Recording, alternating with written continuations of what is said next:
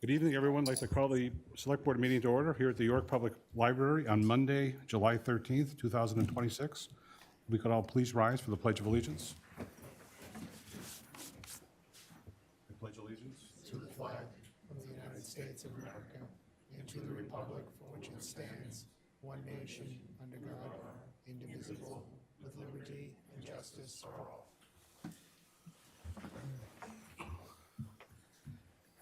There are copies of the agenda up on the table in the front if folks would like to follow along with a paper copy. Next item on our agenda is agenda item A, consent agenda. There are several items in two sections. The first is business license renewals.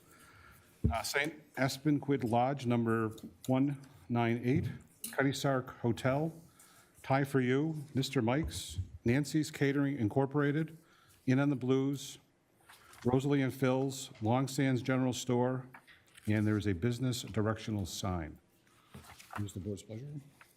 I have a question. Yes. It's the first time we've gotten the full printout of everything that is going on. And also, I'm seeing one that the business license is from 2025. Is there a current one? Which, I don't know which one specifically, so. The Cutty Shark? That's Yeah, dated. Cutty Sark has not had a business license for several years. There's been a inspection issue that they have resolved at this point in time, so, or at least is in the process of being resolved, Okay, which is why it's in front of you. okay. So we can vote on this without, okay. The full, maybe I Already should, says yeah, everything is maybe I good. should just mention really quickly, the full printout that you see here, I'd love feedback from you guys. This is the new online application platform, so business licenses can be applied for online. I think we get our first full online application. You can still do them paper and hand them in, but where the online permitting platform that code enforcement is using can process business licenses now. So what you have printed out here is the full rundown, including the local sign-off sheet. So you won't be getting them contingent as much unless there's a real reason for it anymore, because this allows the process to just be stalled until all the sign-offs are done. It gives them a much better way, code enforcement, a much better way of managing the sign-offs. So I'm not going to get a request to put it on the agenda or to sign off on the state liquor license back to me until all the process is done. So this shows everything that's been done to date, which is why there's like 3 or 4 pages of inspections on some of Okay, these. okay. That you may not have as board members an interest of having that in your packet, but I wanted to show you what it produces if you print out the whole record. So I don't thought need it an was answer wonderful. tonight, but I if thought you- it was good. If you want that information, it just takes probably 2 pages per application, maybe 3, maybe 4 to put it in there. The first 3 pages and then the last page are the kind of same information as the old one that you can see, like this form right here. So Okay. if you want to think about it and let me know if you like it or not, I'm glad to adjust the packet. I'm good, thank you. I love that we have a new automated system. This is really great. Personally, I don't need to see the record activity and the timeline in the packet, and I think that'll reduce it. But it's good to see it tonight to see sort of how the system works. That's why I hope to put it in the first one, so you could at least see what it's a little bit different, so, yeah. Yeah, but then what I don't see, unless I missed it, is the record of the fees that were paid, and I would like to see that. Okay. Is that anywhere in the? Not on the printout, but they do have to pay to submit. So I'll, I'm gonna follow up on that, maybe. yeah, we'll think of a way to document that in here. Maybe that's just I don't know how others feel, but I'd like to see that. I figure it wouldn't sign off completed if fees weren't paid. Yeah, it's in here in the checkoff list and the timeline, I believe. Harry, is that correct? I know our code enforcement officer is sitting in the, It's there, and we can get the number, I can provide the number. yeah, we'll provide the number, but it shows that it was paid, but it doesn't show the amount or the licenses like the other one did, so, yep. Great, thank you, and thank you, Harry, for, and your department for taking this on.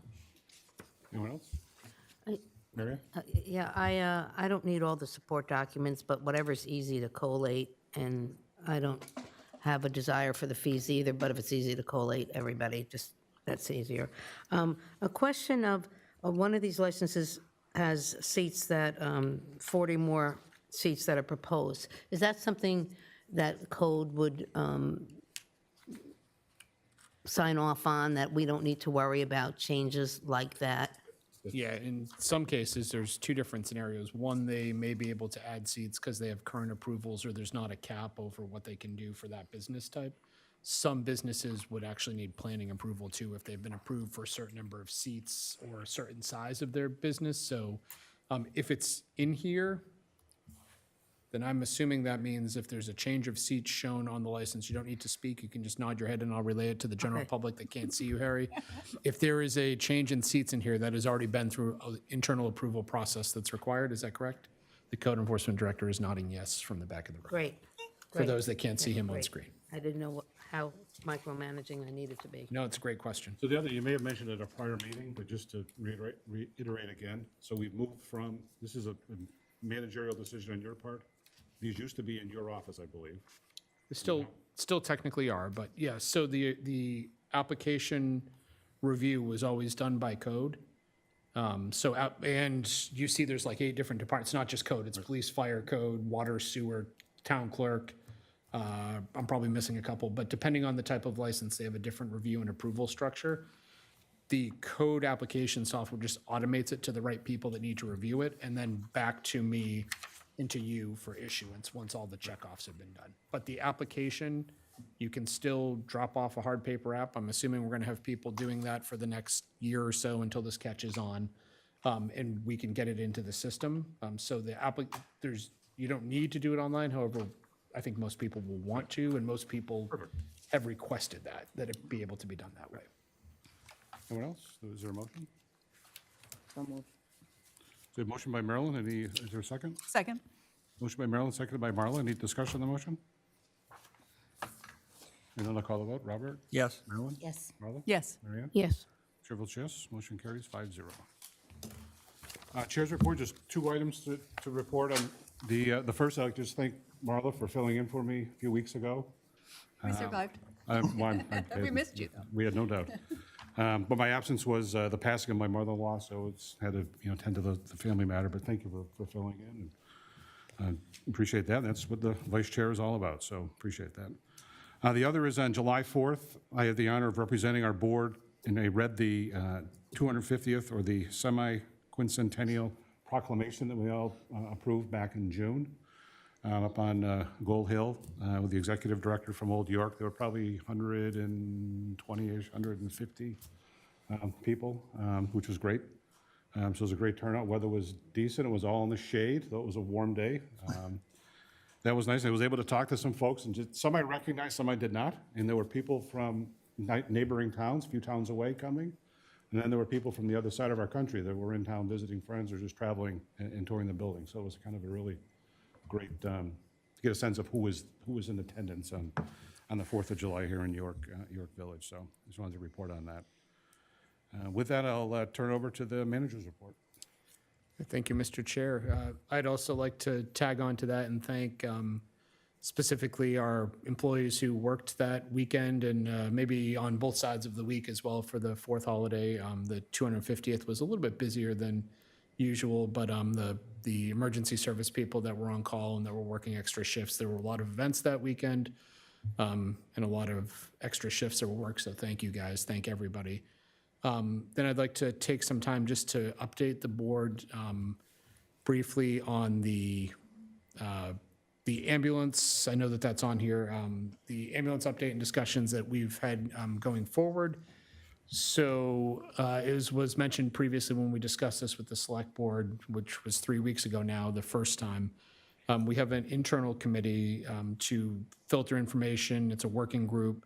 Filter information and do a lot of legwork and put things in front of the select board and the public over the next couple months here that are going to need discussion. So there's a lot of work going on behind the scenes. We've divided the work that needs to be done into 2 buckets. The first, and I think I've talked about this a little bit, but just to restate it, the first is an immediate needs bucket for our partners at York Ambulance to have made a request. They made that at the last select board meeting to keep the ambulance service solvent. They've had a financial request to the town. And so the first bucket is to focus on the immediate financial needs and the immediate requests and the immediate solvency to continue the provision of ambulance service to the public regardless of whether that's York Ambulance, it has to be somebody else, whoever that is. We're dedicated, and we want the public to know that there is no chance that there won't be ambulance service here. I think we've got some good plans moving forward. The second bigger bucket is the long-term request. So this is the time period. This is the time period that's shown on for later for on the radar sheet, if you could pass that down, where we had expected that we would be starting negotiations with York Ambulance in the next month or two for the upcoming fiscal year anyway. So there's a second longer-term discussion. The contract with York Ambulance would be ending July 1, so 11 months from now, and, several weeks anyway. So we need to start that discussion. So we've pivoted the immediate discussion about the immediate needs of the ambulance as they presented to you folks at your last meeting. A couple things that we've done. We decided that if there is to be money committed, it would have to be from fund balance and would have to happen at a special referendum. So the public would have to have that vote. The request from York Ambulance was $180,000. That's a substantial money, and that's probably not within just some discretionary fund that we have that we could spend without going to the voters for further authorization. So if that is the case, two things need to be done. There's a process the select board has to go through in August with the budget committee. You have to deem that it meets the criteria in the charter, that it would represent a loss to the community if the service or thing, in this case, the ambulance service, went away. You have to be comfortable with the number that's being requested, and you and the budget committee both have to agree to put that number in front of the voters. So to get comfortable with that number, we've assigned our finance director to work directly with York Ambulance. I'm not sure that that's kicked off yet, but I know that the finance director has made some requests for information to get to the root of, is the amount being requested the correct amount and the sufficient amount to fund their operation to the end of the fiscal year, so that you will have a report, the budget committee will have a report, and the public will have a report that either $180,000 is correct, and that will suffice to cover the shortfall for the ambulance for this fiscal year and get them to the end of the fiscal year, July 1, where the long-term decision would have to be made, or B, it either needs to be higher or lower, based on what Wendy finds. Now, to be clear, we're not working with audited financials. It's not an accounting problem. It is an estimation, but it's going to be our staff putting an estimate, a good faith, best attempt estimate in front of the select board and the budget committee and the voters, so that you see that if you choose to move forward with putting that to the voters, I should say. So that's an immediate step that's being done. The committee has also, the working group, I should say, it's not an official committee, but the working group has looked at immediate service provision options, and we're happy that the ambulance service is solvent for the immediate short term, and there's not a need to provide ambulance service either through the town or through some outside third party, but we also need to certify to the select board that there isn't a reasonable option that would do that for the same amount of money that York Ambulance we've set aside for their contract for this year. I don't think that there is, but we just need to check those boxes off to make sure that there's not a miracle angel out there that would come and provide ambulance service to the town for $12,000 roughly dollars a month, which that's very unrealistic. I don't want the public to think that's an option, but you need to make sure of that before you can vote and say there's truly a special circumstance here to put this, because we can't put it on a warrant otherwise if it's not an unanticipated circumstance that would represent a loss to the town. So all of those things are going on. It's a little bit. And then we'll start very quickly when you make a decision within the timeline of the next month about whether this is a request that you're going to commit, or at least to put in front of the voters, to commit to request of the voters, and whether the budget committee is going to support that. If it is something that goes in front of the voters, then my suggestion is we pivot immediately to the long-term discussions about their contract requests for the next several years.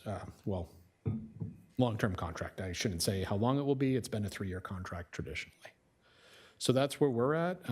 We'll be bringing some information to you folks. So that's the public safety chiefs in town. That's some of our career fire rescue folks. That's our, we've got a select board member who attends, another one who can attend on some of the meetings. So we try to trade off with the select board member present. And then myself and some of the manager's office staff and our emergency management director looking at those, seriously reviewing all those things with the anticipation that I think York Ambulance also wants to continue to provide service, but that we do everything we can to allow that to continue happening. Questions? So can you provide us, if not tonight, the next meeting or through an email communication, the timeline for the special? I can. General and sort of Yep. when we need to have these meetings, just so we can start to plot that course? It's not publishing, but I've got a draft of it, and it would be taking action at the end of August. So the similar time frame. I won't throw the numbers out, but it's 60 days back, and it's between 70 and 60 days prior to the election that you and the budget committee need to take action. So that would involve you voting to hold hearings early in August. You'd vote to put this forward, and then we'd put those notices out there middle of August, and you'd start. It will likely involve a special meeting sometime at the end of August to fit that 60 to 70 day prior to the first Tuesday in November, that schedule. So that's like the last week roughly in August in that 10-day window. Robert?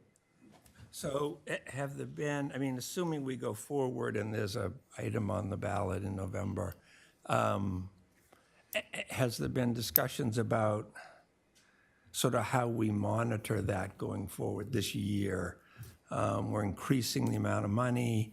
Will there be perhaps a liaison from this board to that board, much like Marilyn is liaison to the library, reporting from, which I think probably should start now, but reporting from the ambulance like monthly to us about cash flow and the relevant financial numbers? Has there been discussions? There have been or- internal discussions with us and also a very preliminary discussion, I know, with the York Ambulance staff that we anticipate that would be part of any agreement moving forward. So, and I think I can say that was reasonably received, I think. Yep. So, yeah, so there's an expectation that there would be, I don't know, we don't have a recommendation, but that could be exactly what you described, a liaison or some ex officio board access. I don't think you're looking for them to necessarily change their charter, but I think we would want to have direct oversight on the day-to-day financials to guarantee the solvency for the long term. And I think they're, at least what we've heard from staff is that they're very open to that. I think we share the same goal that they stay solvent. So I think that there's a good. But I think we could probably initiate those things prior to the November vote. Yep. We've also started having the chiefs meet weekly. Okay, so I put the request out. I guess they've already started that. I'm glad to hear that. That the public safety chiefs meet weekly with the ambulance chief as well, so that they have a weekly update on staffing availability and things like that. That wasn't necessarily, it was happening irregularly before, but not like we need to do this weekly to make sure everything's good next week and 2 weeks and 3 weeks out.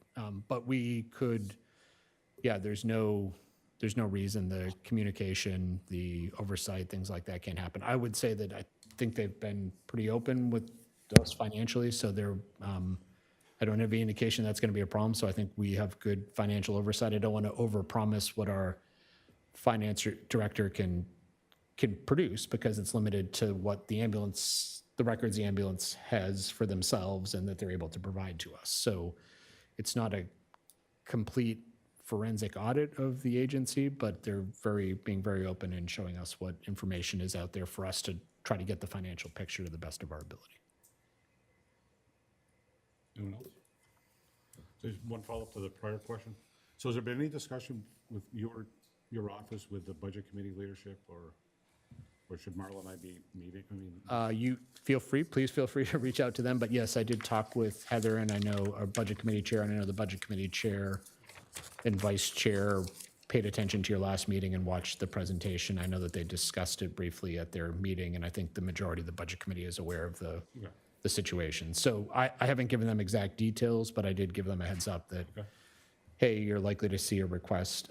If we see a request, you folks have a role to play, and that would probably be at the end of August. So they don't have specifics, but I'm sure if you want to talk about specifics, I'm sure Heather would be very interested in hearing how you guys are going to do this together. So I'm happy to be part of that discussion too, Todd and Marla, if you'd like. sure. So Other items?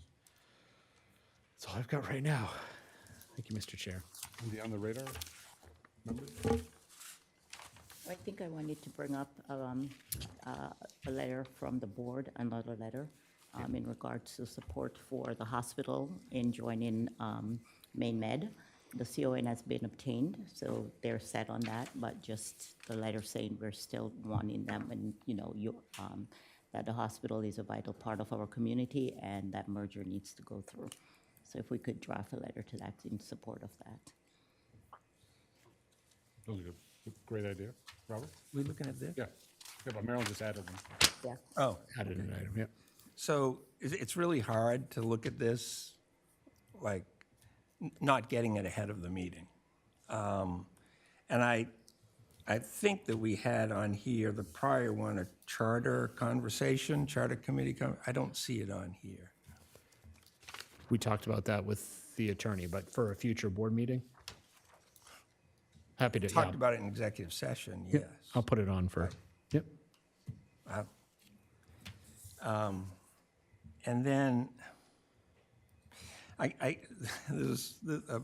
regarding the transition to the automated trash collection, I'm assuming that, you continue to have conversations with the citizens who are having concerns about, how they're going to, it's going to be picked up for them personally. The other thing that I guess I'd like to raise is that I think it would be really helpful, it's been brought up a few times, that there's going to be a lot of people that don't want the huge size.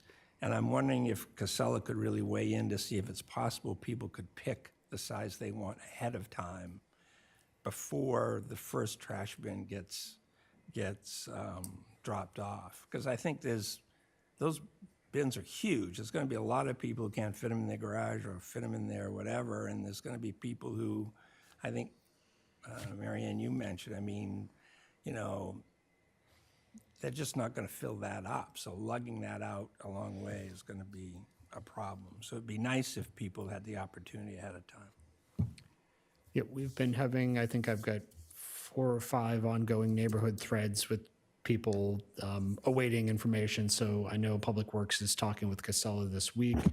You folks have, I'll read some of them tonight. We've gotten some write-ins, but I think I've hit respond on a few of them and copied board members that were included on them. I'll make sure, Robert, that last point gets added in with the Public Works Superintendent's conversation with Casella later this week. So I think they are being helpful and trying to respond to some of the concerns. It's not going to be perfect, but I think the majority, when you see a cluster of concerns from a specific neighborhood, we went down, we took a look at it. There are some difficult areas that are going to be more difficult than others for just the geometry of the layouts and things like that. So it's good to do that. It's a flexible process. Changes could happen up until October, so that's why we have the communications that are going on and talking to people, and people are realizing things on the fly, so. Anyone else? So I'll move that, the item on the letter. I think there'll be unanimous consent here, but we'll put it as another business at the end of it. You know what I'll probably do, and it's what I do typically with this on the radar, is note what's added or what's dropped, and then I see if it's been moved around. So like Robert said, where we just got this, but a quick look-see, we had a lot scheduled for today that wasn't on for today, but I see it's now for in 2 weeks, and I might chime in 2 weeks about it, but Right? I'm good. Anyone else? It's a living document, right? So you think that's one at the bottom? Anything else part of it? Oh, Permitted, huh? you want to mention it? You can? Sure. Under outstanding in the lower left is the Grant House paddle dock with a K at the end. And I think it was Friday, the town received DEP approval for the project, which I think is good news and sets us up to make further decisions on that project. I think there were a couple very minor requirements, but they weren't anything significant. The height of the gangplank over the flats, the eelgrass, and that's intended to provide more sunlight. That's a pretty standard comment from DEP. Throughout Maine, they want it elevated more often than the design initially shows, and that's so, if you think about sunlight coming in from the sides of the gangplank going over it, there's more vegetative growth that can happen underneath it, which stabilizes the bank. So I think that was the big one. And Then there was some fraction of a credit under some for program. that- mitigation, yep. So a mitigation, they requested, or at least suggested, we should make a mitigation payment for infringement on the wetland, which is also typical of wetland applications. That was a very thorough report and thorough process that DEP went through, and I think that's a Those are a two great step. two step good forward. comments to get. They're very common, and we should be paying attention to those things, so. Thank you, Marlon. Anything else on the radar? Robert? So is York Village on here? The start date is on there in September, October, right? Village project start. Village project Oh, in start. September. Yeah. Because I think So the have we comment heard was, back from the state on that? Have they given us a solid date yet? They have. not the state, it's the contractor. So we don't have a solid, we have an end date from the contractor, and the start date is to their discretion. They've indicated it's in the fall. We're expecting October, but when we have a firm date, I'll make sure you guys know that first. Then the newspaper and the general public in rapid fire succession. Okay. Anyone else?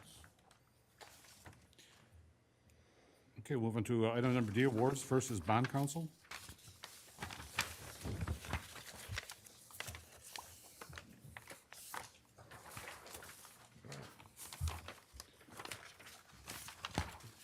All right, so this is a pretty basic one, but we still thought it should come to the board, where it's you're awarding a different attorney to focus on a very specific task for the town. We were made aware that our general counsel, who's Bernstein Sure, is out of the business. I would say getting out of the business, but I think they're currently out of the business of providing bond counsel, which is a specific financial regulatory review of when we issue general obligation bonds for the town. So when we go out to bond for projects, either town or school projects, there is a thorough legal review that gets done by somebody who is a certified bond counsel, and that is accepted by it's required by the SEC process where we sell the bonds to private investors. So that has traditionally been our general counsel. They've had different specialists within their firm who have done that. They don't currently have somebody that's focusing on that, so they're not able to provide those services. And that's the person who puts the legal stamp on that these bonds are good, that we followed all the correct rules and procedures, and we're not breaking securities and exchange regulations or federal law by offering them for sale or any financial law. So it's an important thing because those are some pretty big penalties if you get that wrong. We were given several recommendations. Wendy and I got prices and talked to a couple of them individually. It's all in the same price range generally. Both Wendy and I are recommending that we go with Greg M. from Drummond Woodsum. Drummond is the school's legal counsel, their general school counsel. Greg specifically deals with finance. I've had a lot of experience working with him in a previous job. Does a very good job working on municipal finance issues. So I'm 100% comfortable with him. Great attention to detail. The prices is right in there. And I know we did have a long, I'll say medium conversation, 15 minutes or so with Greg, and asked him like, hey, is there any, that's been suggested? You guys represent the school, and the town and the school occasionally need separate legal counsel for things. Is there any reason that you would see working for the town school department and the town municipal departments could create any issues? And Greg kind of just said, no, if you guys aren't on the same boat on issuing bond, if you guys aren't on the same page on issuing bonds, we're in much bigger trouble than having a legal disagreement of, timing or anything like that. And he's 100% correct. This is a pure technical, have all the boxes been checked legally to issue these bonds. So he'll provide that service for us whether it's a school-issued project or a town-issued project, the same. So he'll work with Wendy, our finance director, on that review, regardless of whether it's a school project or a town project. He'll be working for the whole town of York, not just one department or another. And they'll continue to provide general counsel to the school on education matters and legal matters with a separate person, so. I have a quick question. Can't recall. Do we have a discussion with them about our bonds and how it's going and all of that on a year-to-year basis? Not generally legal counsel, so we have a separate bond advisor that does the non-legal components, Richard Ranigan. He has not changed, so he's continuing to work with us and the school, so the town as a whole on our bond issues. Greg will simply provide the opinion, review all of our work. So that's everything from the town meeting vote to the notices, to the public hearings, to did you check all the boxes correctly when we did the budget process? Do we meet the charter? Do we meet state law? Do we meet federal regs to issue? And he just issues a statement or an opinion in this case that we've done everything required and the bonds can be sold and they meet all the standards. Thanks. So not a ton of consult. Anyone else? Mary Ann? I know this was before your time, but one issue that I can recall post the York Community Auditorium where he said he was heavily involved. Do you know whether the question was posed of him about being able to rent that auditorium? What I'm getting at is I believe there was a general thought that would be able to rent the auditorium for income once it was approved, and then it was after the fact, because they were tax-exempt bonds, we couldn't. Do you know, would that have been a question that would have been posed of him? Don't know. Okay. Yep. I know the situation you're referring to, not personally, but secondhand. The attorney who provided us that opinion was somebody who hasn't been with Bernstein Sure for a while, the counter opinion to that. I don't even know if there was an opinion issued by the school, and that certainly wouldn't have come from their bond. They don't have bond counsel, so I don't think it would have come from the financial people, but maybe, I don't know if their general counsel was somehow involved in that. I don't know. I can find the answer to that, though. It's an Well, important no, question. I we're get what just you're where he asking, was so. involved, but also I know our finance director was on board then, and if she's recommending him as well as you, I'll go with that recommendation. I was just curious. Yeah, this is solely for the issuance and making sure this is the opinion of whether or not we can legally issue the bond. We would ask him for, if the school says, hey, how many, that's an ongoing discussion with the schools, right? Like what the use pattern and the schedule and things like that can be to meet bond law. So that is something that Wendy will work directly with Greg to Right. give any changes or what the current status is, and they would make a recommendation to school management of, hey, this is what you need to stay within these guardrails. That may be different than previous Shauna Cook-Mueller at Bernstein Sure, who provided us, 8-10 years ago, the original guide, more than that, I think. You have a question? Thank you. Yeah, so just the question I have is with the Lisa Tibbetts, who is one of the three that you reached out to. And in your write-up, you say, I've also worked with Lisa Tibbetts with general questions since the loss of services from Bernstein Shore. So it seemed like that was something you reached out to in the absence of having counsel. So, and she also happens to be the cheapest. Why didn't you recommend her? So that Wendy had talked with her directly. So this is Wendy's form, but I agree with, I think everything, her position on it. But she was the one who was working with her, and I don't know I have no idea the interaction that she received. I think she had general bond questions and legal questions that needed to be answered, and we were basically told, no, we can't help you by our current provider. So I guess I probably shouldn't speak to what her experience was because I didn't have that direct conversation with her. Because in looking at her, I mean, she's bond counsel for Gorham, Wyndham, Gray, Kennebunk. I mean, it's sort of what she does. I mean, she's a sole practitioner, but it's all she does. So Well, she does general municipal law. She does HR. I've worked yeah, with but the she city before, so, yeah. focuses on, anyway, I was And maybe there's no conflict with Drummond, but I don't know. Seems like a little conflict to me, but I don't practice as an attorney, so I don't know.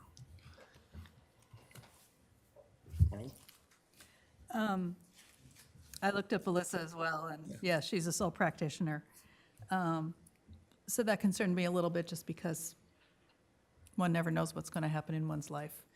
And I personally would prefer that we be with a larger firm that has backup and sort of a bench to support us. And I think when we go to bond, it is a joint project with the school, so I don't see any concerns there. But speaking of not relying on one particular person, I wonder if in the motion, which I'm prepared to make, if we delete the words Greg M. of, such that we're contracting with the firm, and that way provides flexibility at our approval level for if there's a circumstance where another firm, another person, qualified person in the practice. So that sort of begs the question of whether, we're with a fairly large firm right now one person left, and all of a sudden they can't provide counsel anymore. So it may not be a large part of their practice either. I believe. The risk everywhere. Isn't it? Yeah. My understanding is also that Jensen, Baird, Gardner, Henry, which is another major law firm that does municipal law in Portland, it's one of the large, equivalent to Bernstein in terms of their scope and who they represent, doesn't do bond counsel anymore because Alyssa was their bond counsel, and she's on her own now. Yeah. So to get to that point, it's a very small bucket of people in the state of Maine. One that goes away and practice. they don't have the practice. I don't know if they have somebody else beside Greg. I know they have a relatively deep bench for a municipal firm, but I don't know the answer to that question. Mr. Chair, I move to contract with Drummond Woodsum for bond-related legal services. Second. Motion by Marla, seconded by Marilyn. Any discussion on the motion? Hearing none, I'll call the vote. Robert? No. Marilyn? Yes. Marla? Yes. Marianne? Yes. Chair votes yes, 4-1. Ward number 2 is Noble Light Tower painting.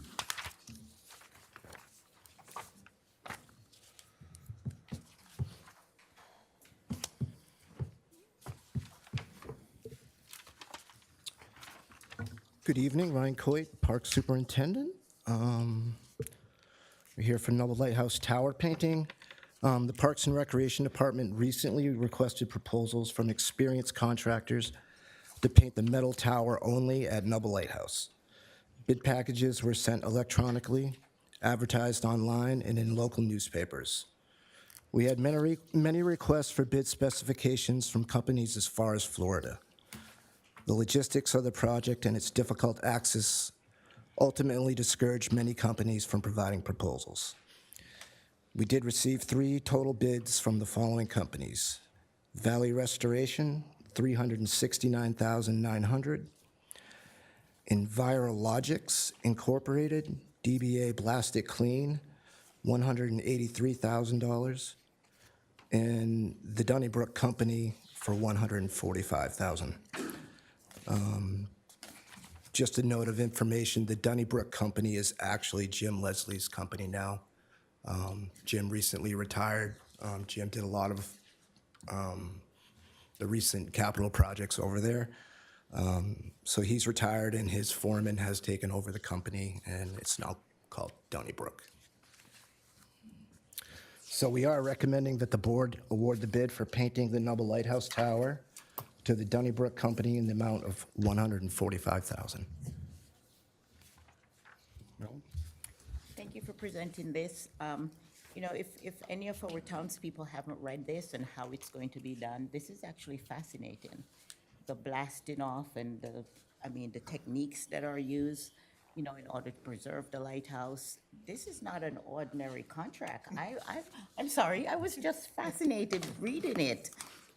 All the things that needs to be done, the painting, the stripping, the microscopic visualization that everything is left intact. Who's going to be up there holding up the microscope? Anyone, or is it just your eyes? I just thought it was fascinating. Yeah, in all fairness, we did have a preservation company help us with Yeah. those specs. It's years ago, awesome so, what goes into preserving the town's treasures, and thank you. Yeah, For thank putting you. that forward for me. Mary Ann? I didn't see any references, though, for Donnybrook. Should that be a concern? The other two had a listing. Yeah, they didn't provide any. However, I'm very comfortable with the crew that we will be going with or recommending to go with. They've done a lot of work for us. It's the same crew, it's just changed owners. But I can certainly check references and, No, if you're comfortable, and you had said it was somebody you worked with before, but he's retired and no name. yeah, it's a man named Jim Leslie and his company, that's what they do. They work on lighthouses up and down the East Coast. And Okay, thanks. Thank you. I had the same question too. So thanks for asking. Robert? Yeah, so just, I guess so the public knows, I mean, Jim Leslie is the one who's painted it a couple of times, right? he's done a lot of work. And he to does keep his lighthouses house- all up and down. He's an incredibly fascinating guy Yeah. to talk to about all the work they've done. But this was sort of one of his specialties, or his specialty. Lighthouses doing and national specifically historic lighthouses. And Right. as you know, Noble is a nationally registered. And so his foreman has taken over his company, same workers. Correct. By and large. Yeah, so, okay. I had the concern about no references too, but now you've told me that, I don't. We are the reference. Now, the work that he has done is unbelievable. So can I read this, because I'm just fascinated by this whole work? Thank you. We're ready for a motion. I recommend the board award the bid for painting the Noble Lighthouse Tower to the Donnybrook Company in the amount of $145,000. Do we have a second? Second? Motion by Marilyn, seconded by Marlon. Any discussion on the motion? We'll call the vote. Robert? Yes. Marilyn? Yes. Marla? Yes. Mary Ann? Yes. Chair votes yes. Motion carries 5-0. Thank you. Thank you. Thank you. Item E, reports. There are no reports this evening, which takes us to item F, Citizens Forum. The Citizens Forum is open to members of the audience for comments on any town matter. All comments should be respectful in tone and should be directed to the chair. Comments should be brief and to the point, and members of the public shall refrain from making personal charges or disparaging remarks or from verbal attacks upon the character or motives of members of town boards and committees or commissions, of town staff, or other citizens of York. Questions that require extended answers or that cannot be readily answered at our meeting this evening will be referred to the town manager for follow-up. And the board will also receive input received by the select board's page on the town website, which there are several. And anyone who wishes to submit a written request for future agenda items can do so on the form that's available at our meeting this evening, or may obtain said form through the town manager's office. How many folks are here for a citizens forum? Show of hands. So 4. So yes, we'll start in the front, move to the back, and then back over here. Yes, sir.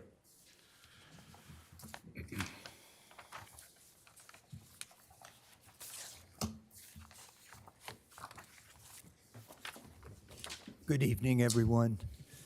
My name is Chuck Ott, 29 Emmaus Way, York, Maine. I'm here to hopefully say something productive about special education. I am aware that you're not the school committee.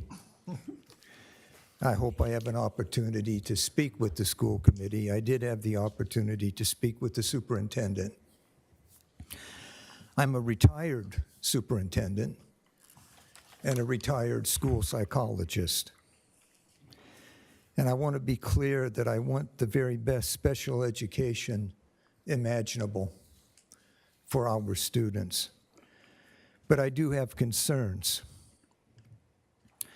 I have concerns that we must be good stewards of our educational assets for all of our students in our public schools.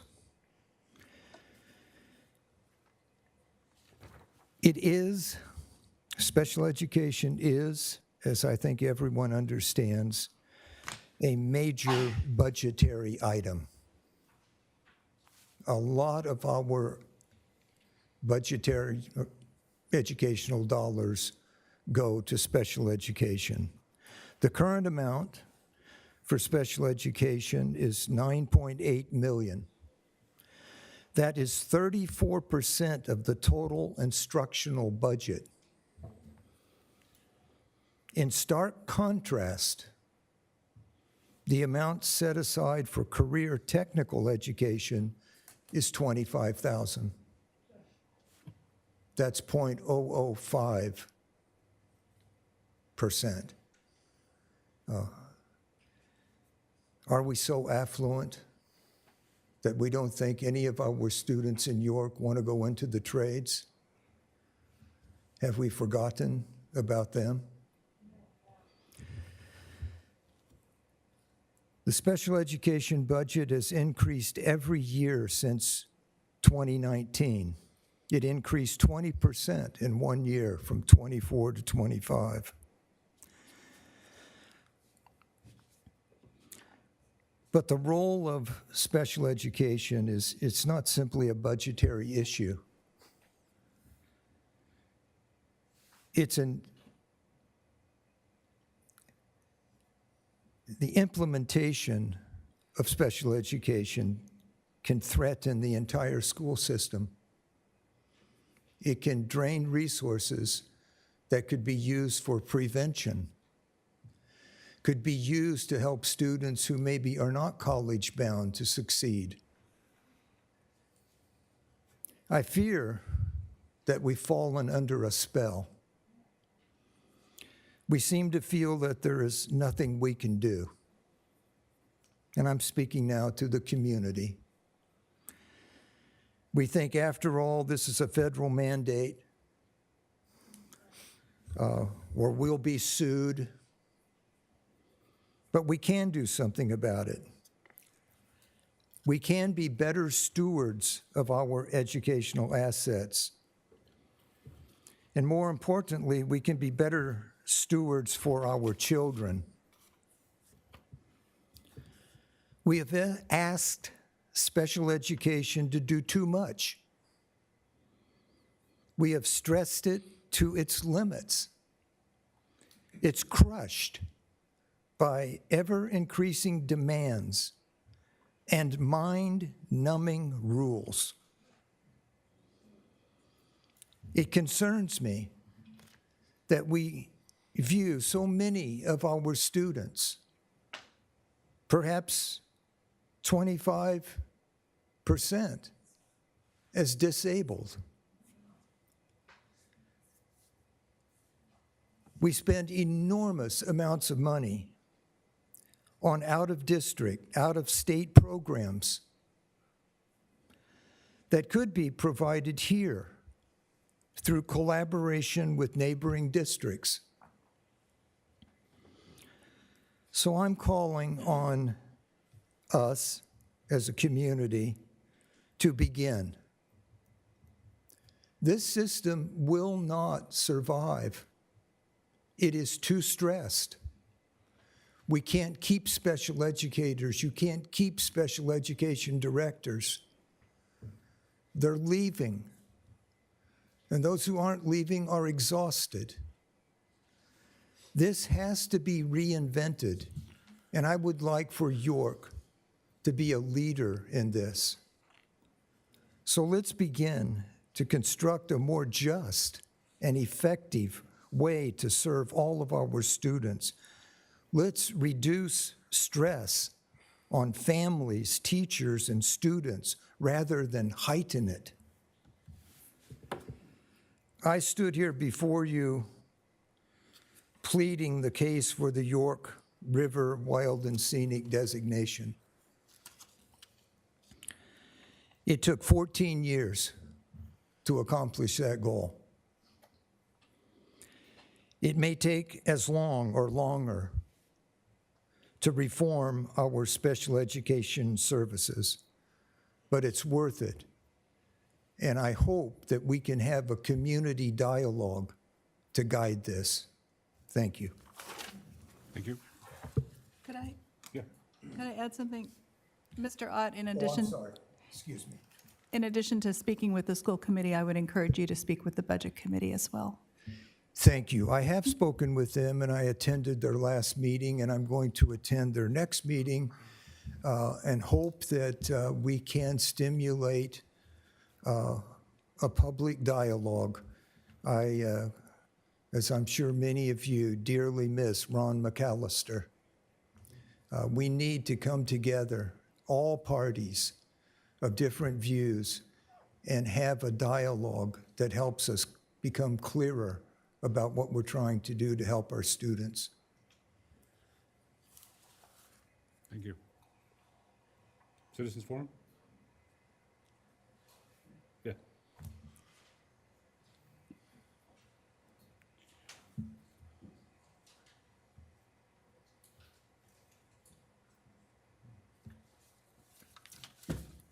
Alex Fedek, 30 Century Hill. Hello and good evening. We are in desperate need of political reform in this country. The citizens of this country should be asking more from our government to demand that your representatives represent you as the basics of democracy. Change is not a bad thing. It is the sole mechanism behind hope. In fact, it is the opposite, that the absence of change is utterly demoralizing. There is sad news today. Just a few hours ago, a man in Biddeford was shot and killed by the ICE enforcement agency. Even more disturbing is that the individual was not even the one that the agency was looking for. He had a fully legal work permit in the country. Law enforcement was not wearing the body cameras, and the FBI will be taking over the investigation. The organization of ICE, Immigrations and Custom Enforcement, was created in 2002. They are not law enforcement by way of public safety, nor do they have any purpose in getting involved in violent action. Officially, ICE handles paperwork violations. It is an unaccountable, armed agency and a case of mistaken identity with a complete disregard for life and legal process.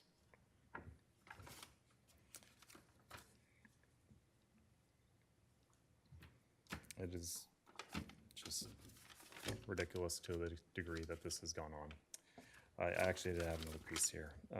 Janet Mills could have prevented the police agencies from cooperating with ICE by this time, but she vetoed the bill.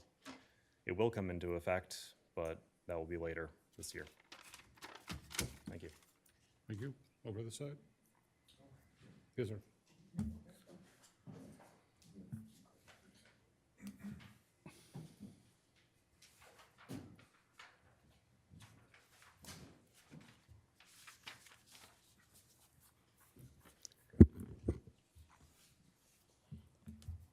James Kensis, 280 York Street, citizen.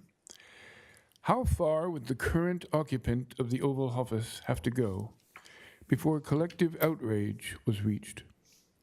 What would he have to do? What violent, destructive action would finally cross the line? Or maybe there is no limit. Maybe he is simply allowed to do whatever he wants to, regardless of the consequences. After all, as we are so often told, usually of course by himself, he is the finest individual to ever reside in the White House. Of superior intelligence, the most powerful man in the world, perhaps of all time, able to stand beside Alexander the Great, Napoleon, and Adolf Hitler. So here we are in July 2026, 3.5 months from the midterms, and there's every indication that the elections will be contentious and the entire process placed in jeopardy. It is feared that he will summon his masked ICE agents to patrol near the polling places to intimidate the voters. It is also feared he'll take over the elections from the states based upon some invented pretense. Whatever he wants, he gets, regardless of it violating the law. What a legacy. In the past few weeks, multiple news reports providing details of the billions of dollars he's acquired have called this presidency the most corrupt in history. And the corruption is not even concealed. It is overt and in the open and extends not only to him, but to his entire family. The war with Iran that began at the end of February predicted to be over victoriously in early March, is still with us during the summer, and is quickly taking on the appearance of a permanent condition, a chronic, extremely costly war, and it is his responsibility, every bit of it.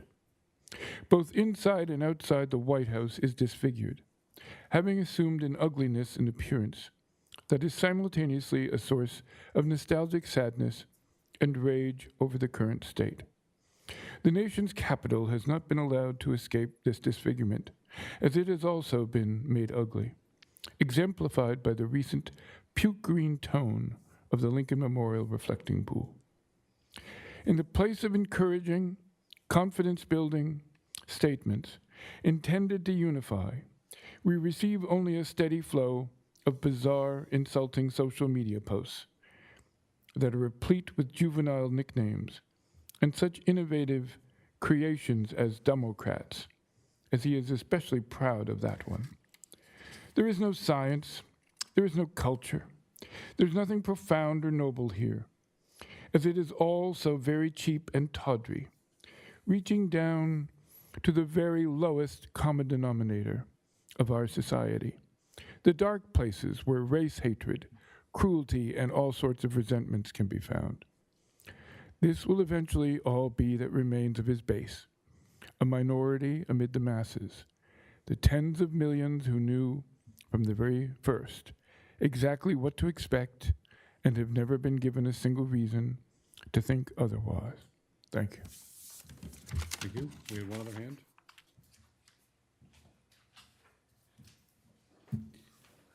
Have you prepared for your reading? Nope. But ready to go. Yeah.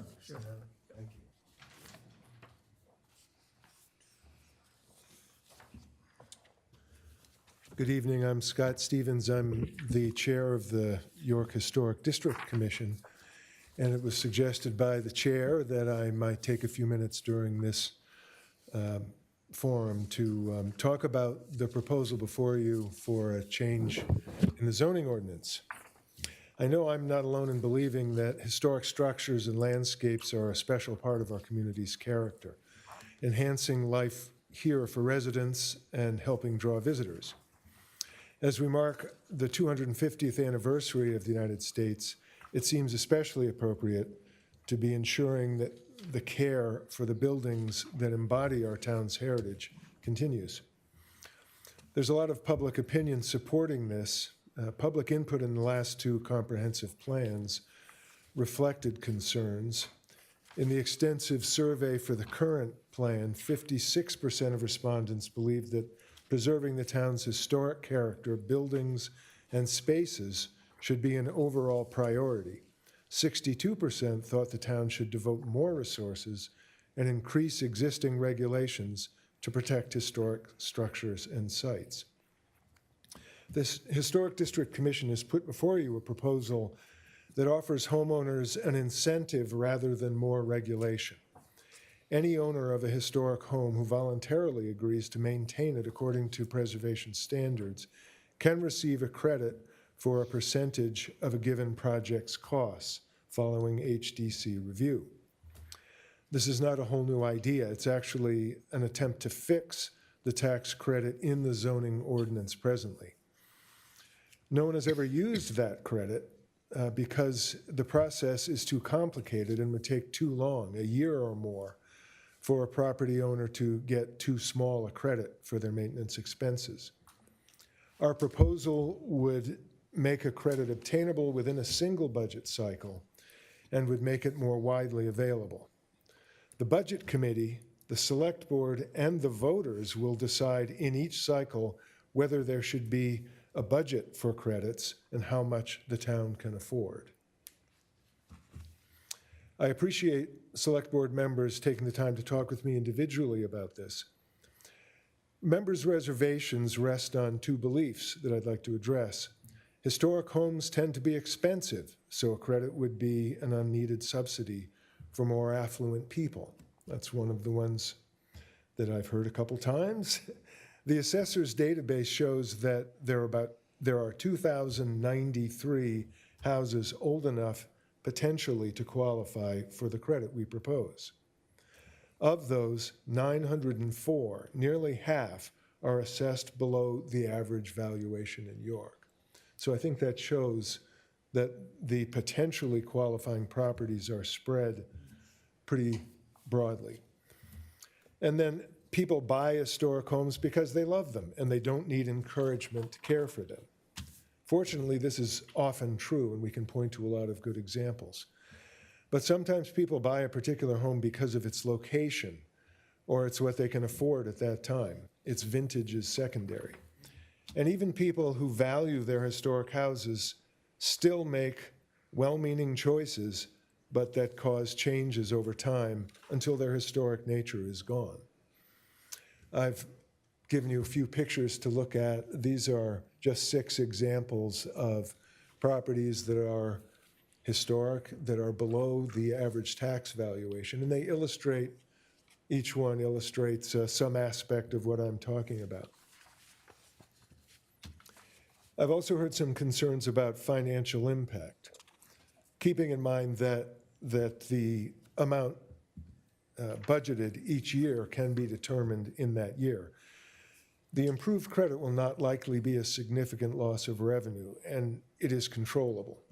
There are 84 properties currently protected in our historic districts or by having been given landmark status. In my 13 years on the HDC, we've approved 37 repairs or changes, an average of fewer than 3 per year. That rate does not suggest that a flood of tax credit applications is likely. During those same 13 years, we've been unable to prevent 60 demolitions of historic buildings. Many residents assume that iconic historic buildings in town are protected and would be shocked to learn how many are completely vulnerable to demolition or drastic change. The sad fact is that in many cities and towns in the US, it has taken the loss of beloved landmarks before people have taken concerted action to protect what remains. The improved tax credit will be a tool to help secure the historic character of our community. I hope you'll give York's voters the chance to decide whether this proposed ordinance change merits their support. Thank you. Thank you. So can you read the input? Sure can. Page, please, Mr. Manager? All right. Donald Rose from York writes in, can you please, information explaining the loss of 8 to 10 spaces of parking along York Street between the post office and Stage Neck Road. I first noticed temporary no parking signs there on July 3rd and understood it was due to that night's fireworks. I've since learned this is not temporary due to the new pay to park arrangement. Full disclosure, I have resident parking permits. My concern is not driven by free parking. Those that go to Harbor Beach know that permit parking fills up fast, and you often are parking along York Street. I find it very disappointing that an already difficult in-season parking situation has now been made worse. Is there any plan to improve the situation as perhaps indicated by the temporary nature of the signage? Thank you for your attention. I believe that those spots are have always been no parking. We didn't take any away, correct? Right. Parking spaces, okay. I can say, though, I go down there and people had always parked between Stage Neck and to Simpson Lane. And what we did, we voted like for 15-minute parking right out front of, in front of the post office. So it might have been the ordinance, no parking, but traditionally for years and years and years and years, people park there. Okay. So I don't know. I don't know what was. Something to consider in the fall when we take it back up again. And the temporary signs are still there as of this afternoon. But there's really, there's no parking spaces there. I mean, there's the white line and then, There's no parking painted on the asphalt. I mean, there's no, What it used to be, it used to be 2-hour parking there. And there was a sign on the telephone pole, 2-hour parking. The intent was for people to have to move along, just like from the corner towards the Harbor Inn, for the businesses, so that beach people wouldn't be parking in front of Right now, Pat Rochon's there and a couple But I thought others. it was just right there in front of that. Did it go all the way back to the post office? It went to, I would say, Simpson Lane, the end of Simpson Lane, and that was the end of it. And then the one with the post office, because it narrows, Yeah. if my memory serves me correctly. So you can look at the ordinance that we Yeah, adopted. sorry. and see what's- Sorry, that was an interesting one for me that I think just came in, so sorry about that, to turn that into a longer discussion. Tim Skriller, residency not put down. Hello, what are our thoughts about getting a Buc-ee's if we had the opportunity? Formula Restaurant. It's a restaurant. Okay. Nina Wright from York writes in, "Dear members of the Select Board, I'm writing to request a thorough review of York Ambulance's budget over the past several years. York Ambulance is now reporting a $180,000 deficit, and I believe taxpayers deserve a clear explanation of how this shortfall developed, specifically budget history. How did York Ambulance arrive at a $180,000 deficit? Staffing changes, have any salaried positions been added in the last couple of years? What are their total costs? Nature of the emergency. What exactly is the unforeseen emergency driving this request? Is it related to overtime, staffing levels, vehicle repairs, or something else? Other revenue sources. What role do grants, memberships, donations, and other non-tax revenues play in their current financial situation? Contingency, what happens if the town does not fully honor this funding request? Cost control efforts, what steps have been taken to reduce expenses before turning to taxpayers for additional funds? This emergency request appears to have implications for a larger monetary ask in next year's budget. For that reason, I'm asking for a detailed breakdown of the $180,000 request, including line item costs and any one-time versus ongoing expenses. We need a deep, transparent review of this request, and York Ambulance should be expected to demonstrate meaningful efforts to reduce expenses before additional taxpayer funds are granted. Thank you. Debbie York from York writes in, I'm writing regarding the new garbage and recycling pickup location for Hiram, Richmond, Willard, and Roberts. I have several concerns regarding this transition I would like the town to address. How does the town intend to manage the placement of approximately 44 barrels from 22 homes at the end of Hiram without impeding adjacent driveways? Many residents on these streets are elderly and will find it difficult to transport large barrels to the new location. Given that these residents pay the same taxes as those receiving curbside pickup, how will the town accommodate them? Furthermore, will there be any tax compensation for reduction in services? 3, who will be responsible for ensuring barrels are removed promptly from the new location? Currently, barrels are often left out for several days. I would like to know how this will be monitored. 4, should barrels be left in front of my property, whom should I contact? Please provide a specific name and phone number along with a commitment regarding expected response time for resolving such complaints. It truly does not feel like the board has thought through this decision. I look forward to your detailed response on these matters. Your immediate, not immediately, attention is requested. Thank you. This is one of the ongoing communications, so I sent a reply to Debbie on that. I should say for the few that follow, so I'll only have to say it once, that is something that we're actively looking at with the Public Works Department. I think several board members kind of saw some of those email communications that were going back and forth with residents, but there's probably pretty good chance there's going to be an adjustment to this neighborhood. Don't want to promise anything yet, but as soon as that is the case, we'll announce it. Casella will probably communicate that out to that neighborhood specifically, but there's a few more that are coming up. So Hiram Street is one of the, it's a through road that goes, or it's a private road, but it goes through from Long Sands Road down Tabernacle to York Street or Long Beach Ave on the other side, depending which side of the road you're on. So Cindy Bissonette from York writes in, hi, still have not received a response from the town or Casella as to how the elimination of curbside pickup will be handled. Casella told me in similar situations they've continued to use a small truck. This seems like the best solution to the residents of our street. One of the issues that I have stated before is the conditions of our dirt road. The elderly and disabled residents are not going to be able to bring their cans to the end of the road without assistance. Another issue is where will barrels be placed? There is very limited space. I don't understand how trucks can pick up on streets such as Carlton and Tabernacle, but not Hiram.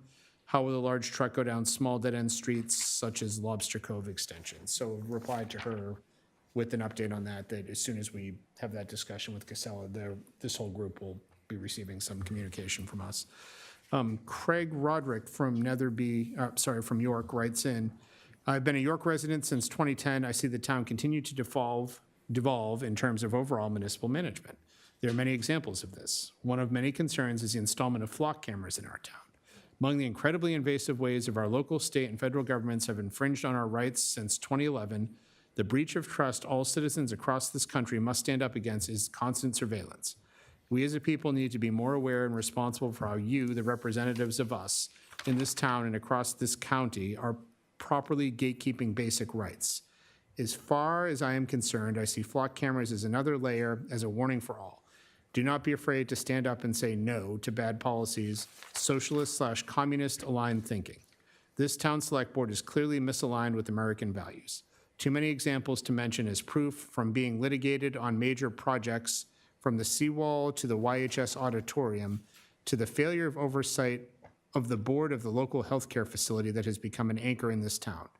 Add bulk trash to the list. What town allows a trash removal contract to sour in a way that will hurt all its residents? No more bulk trash pickup. People cannot afford to hire junk removers to get rid of a mattress or a couch. We pay increasingly amounts of taxes in this state and this town.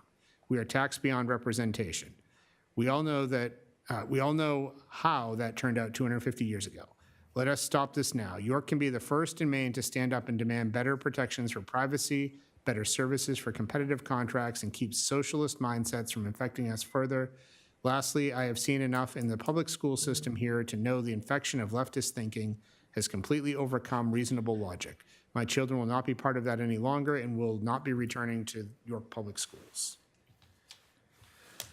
Fernanda B., home address not given. I was really shocked and discouraged to see that the 2-hour free parking in York Harbor is now $4.60 an hour.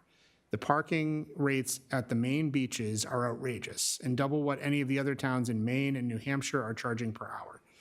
If $2.50 per hour is the max charge in downtown Portland, why should beaches be twice that much? In addition, the cell service at the beach area are extremely insufficient, making it very difficult to connect to the Park Mobile app without constant frustration and error notices. If fees can only be paid by an app, then the service to complete payment needs to be consistently available, otherwise the system is inefficient for everyone.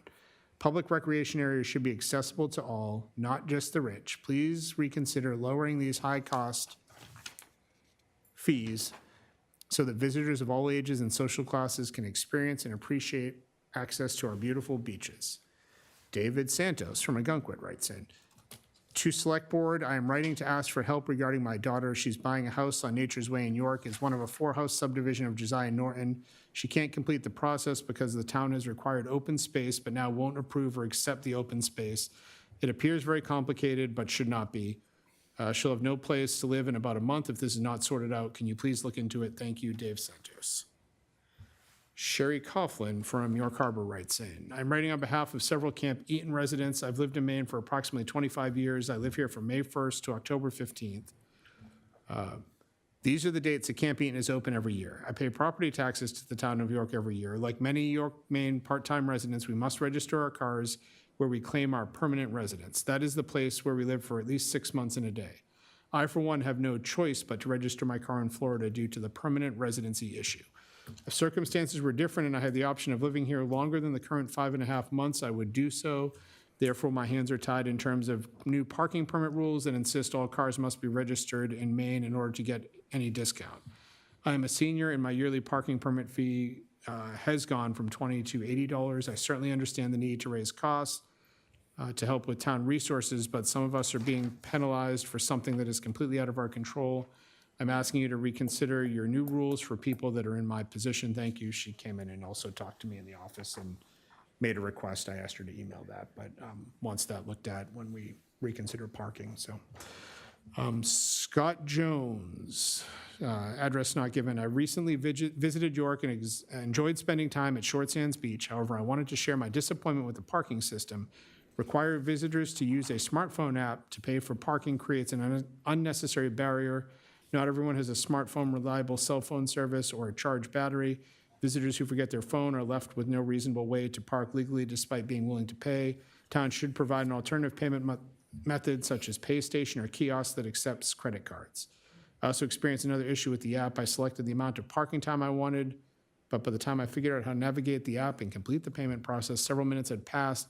Even though I paid as soon as I could, my parking session began when I initially selected the time rather than when my payment was actually completed. As a result, I lost several minutes of parking time I had paid for. Visitors should receive the full amount of time they purchased, starting from the moment the payment is successfully processed. I found it frustrating. Visitors are expected to pay for parking while many of the local roads are in poor condition. As someone contributing to the local economy by visiting York, I would hope to see parking revenue invested in maintaining town infrastructure and providing a parking system that's accessible, fair, and easy for everyone to use. I appreciate the opportunity to provide feedback and hope the town will consider adding non-phone payment options, ensuring paid parking time begins when payment is completed, and continuing to improve the overall conditions of the road. There's no contact information given, or I would reply back with at least the first half of that comment about kiosks and Short Sands Park. They're there. I don't know what, at least. All right. Janilee Moquin.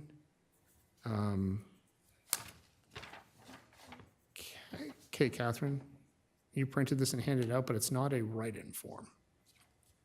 She said the same thing in write-in. Okay, so, all right, thank you. In a world filled with people who love, Janilee from York writes in a world filled with people who love nothing more than to complain, what if we actually took some of that energy and stepped up to make a difference? Right here in our own community. Novel idea, isn't it? Well, that's exactly what Judd Knox did when he started Heart to Heart and has continued to do so for over 5 years now. As Judd has announced, he is stepping away from Heart to Heart to devote more time to precious family, and rightfully so. But does that mean Heart to Heart should cease to exist? Apparently that's what's about to happen if interest cannot be found to continue this vital transportation service. I personally contacted the following places with zero response, with the exception of the director of York Parks and Rec, who stated we currently don't have staffing or budget to recreate that service, to which I replied, since this program is currently run without paid staff and many of our volunteers seem eager to continue providing services, it seems like it won't take a whole lot to incorporate this extremely needed service into into already existing entities, who I've contacted personally. Town of York Select Board, York Park and Recreation, York Center for Active Living, York Community Service Association, York Hospital, other possibilities, York Housing Authority, Main Spring Collective, York Community Action Council, York County Community Action Council, local benevolent groups, Rotary, Elks, Lions, Masons, American Legion, and VFWs, local churches, any local businesses, possibly a combination of all of the above organizations. Heart to Heart is currently a 100% volunteer nonprofit that's doing exceptional work in and around the York community. Everyone speaks so highly of Heart to Heart, and of course Judd and his incredible crew.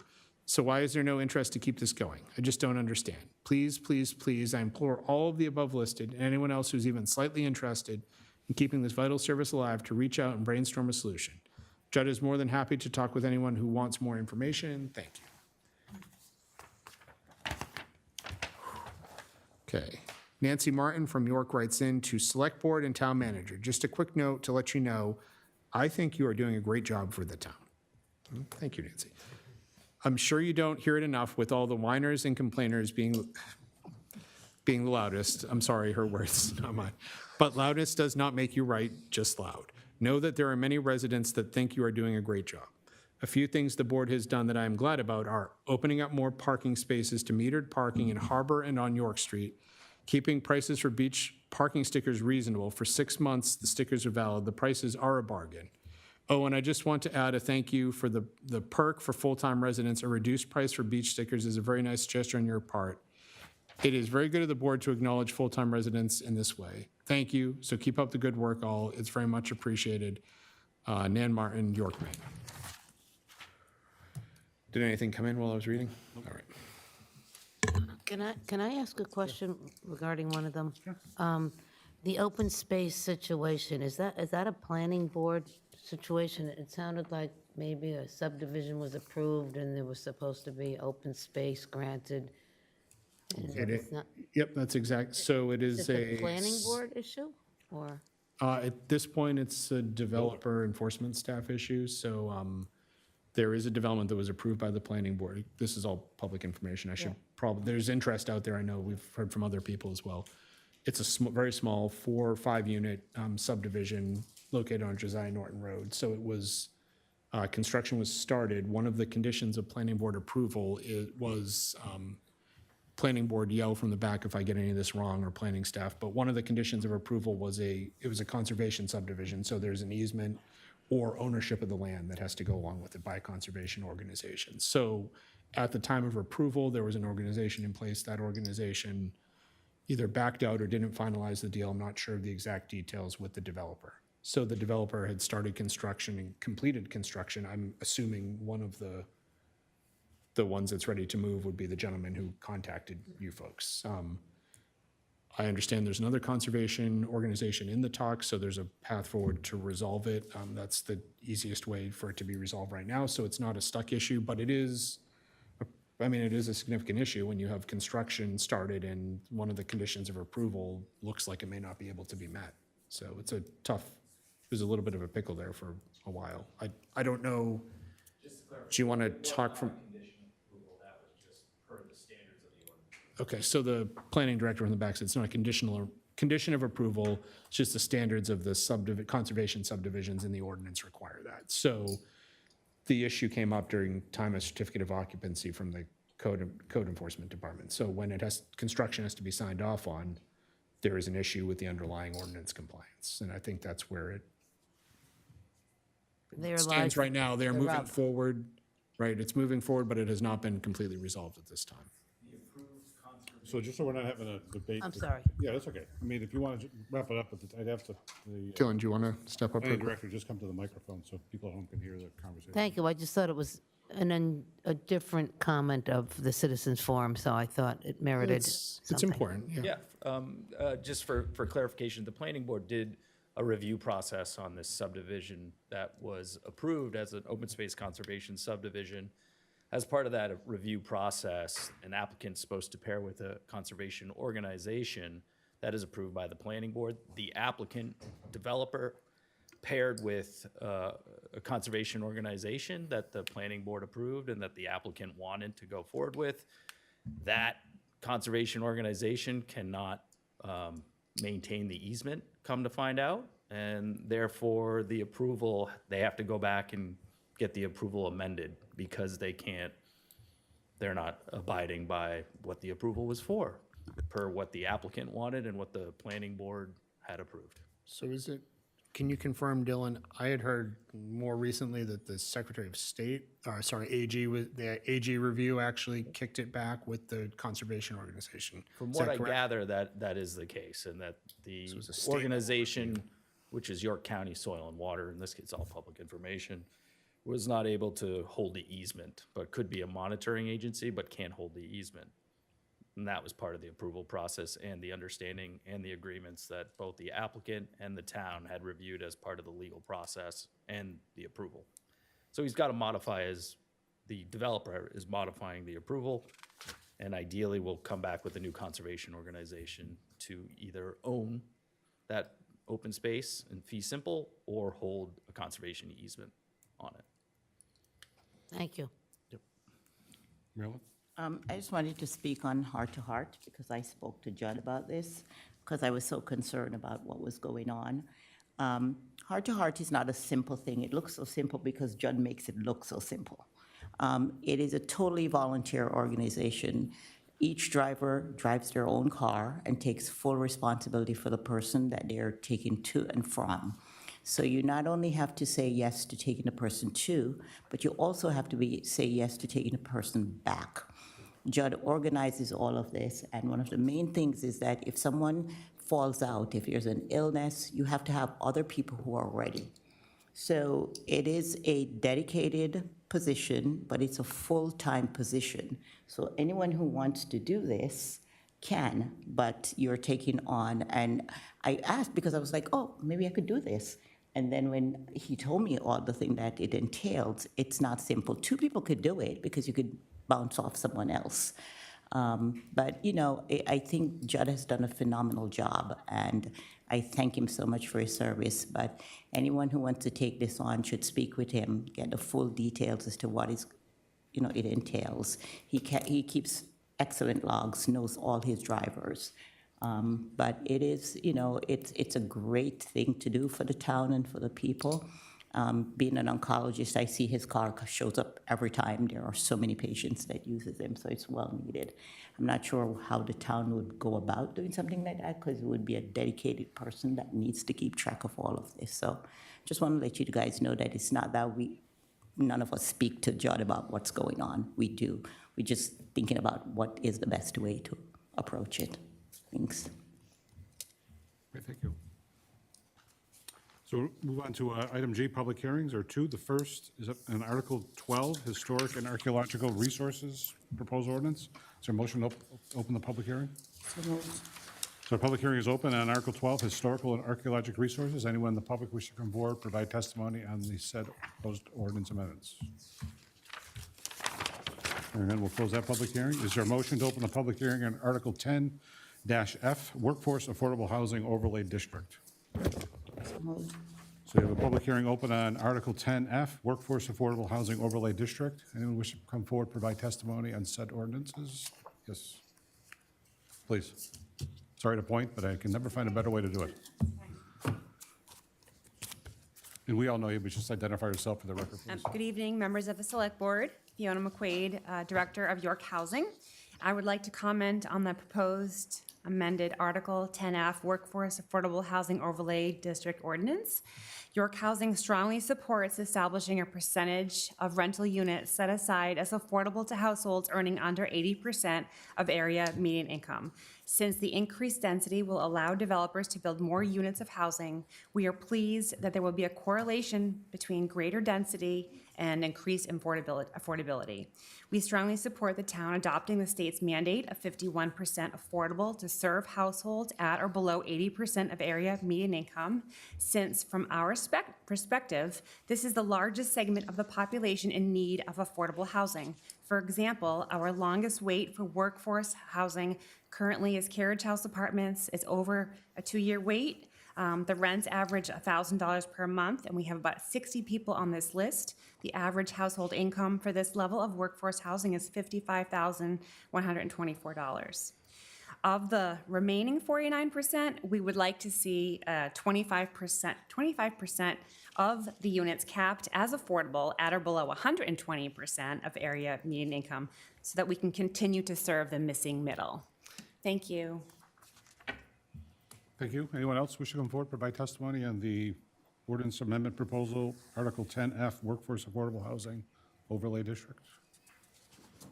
So we'll close that public hearing and move to new business. J1 is notice of violation on 57 Beach Ridge Road. Are we going to do endorsements for old Pardon me. business? I jumped the gun there. Thank you, Madam Vice Chair. That's what I'm here for. Item H, no endorsements this evening. Item I, new business, there are two. Short-term residential rental data update.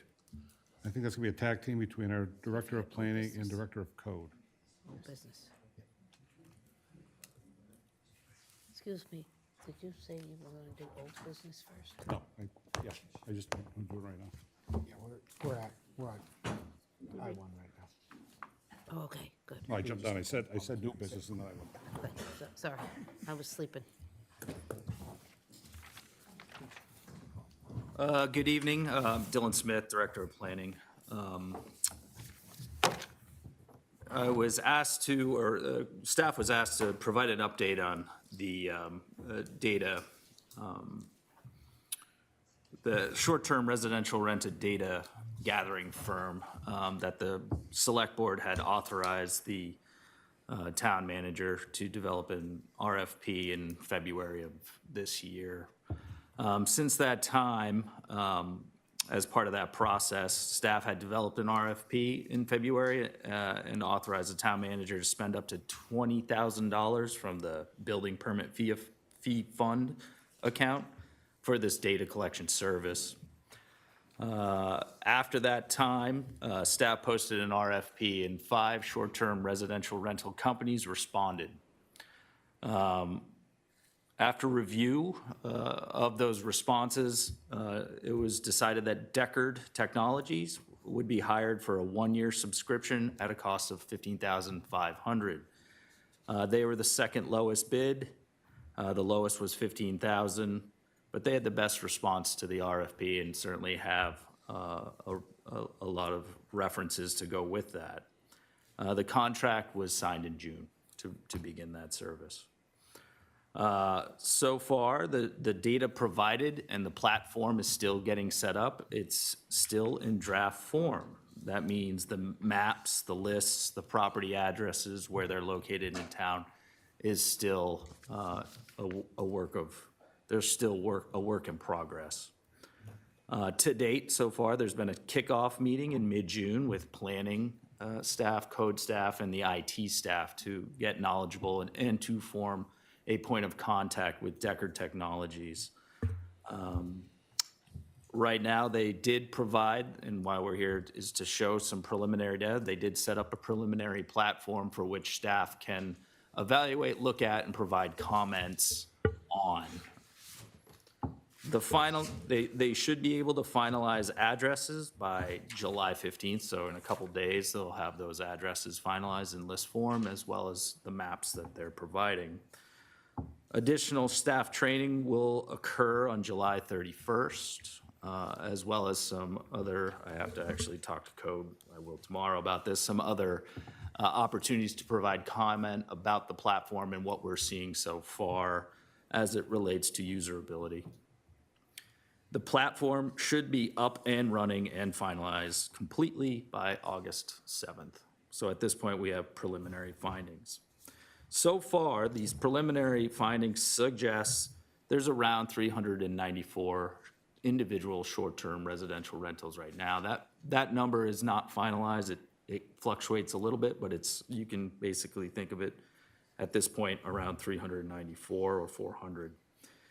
Right now, the short-term residential rentals are concentrated, it's not a surprise, around York's beaches, waterfront, harbor, the Nubble, and so forth. But it is, and we will show once we have a chance, once we link the data to our GIS, that it's actually all over town, and it's not just those areas. So there's quite a few that are west of Route 1, west of 95, and beyond.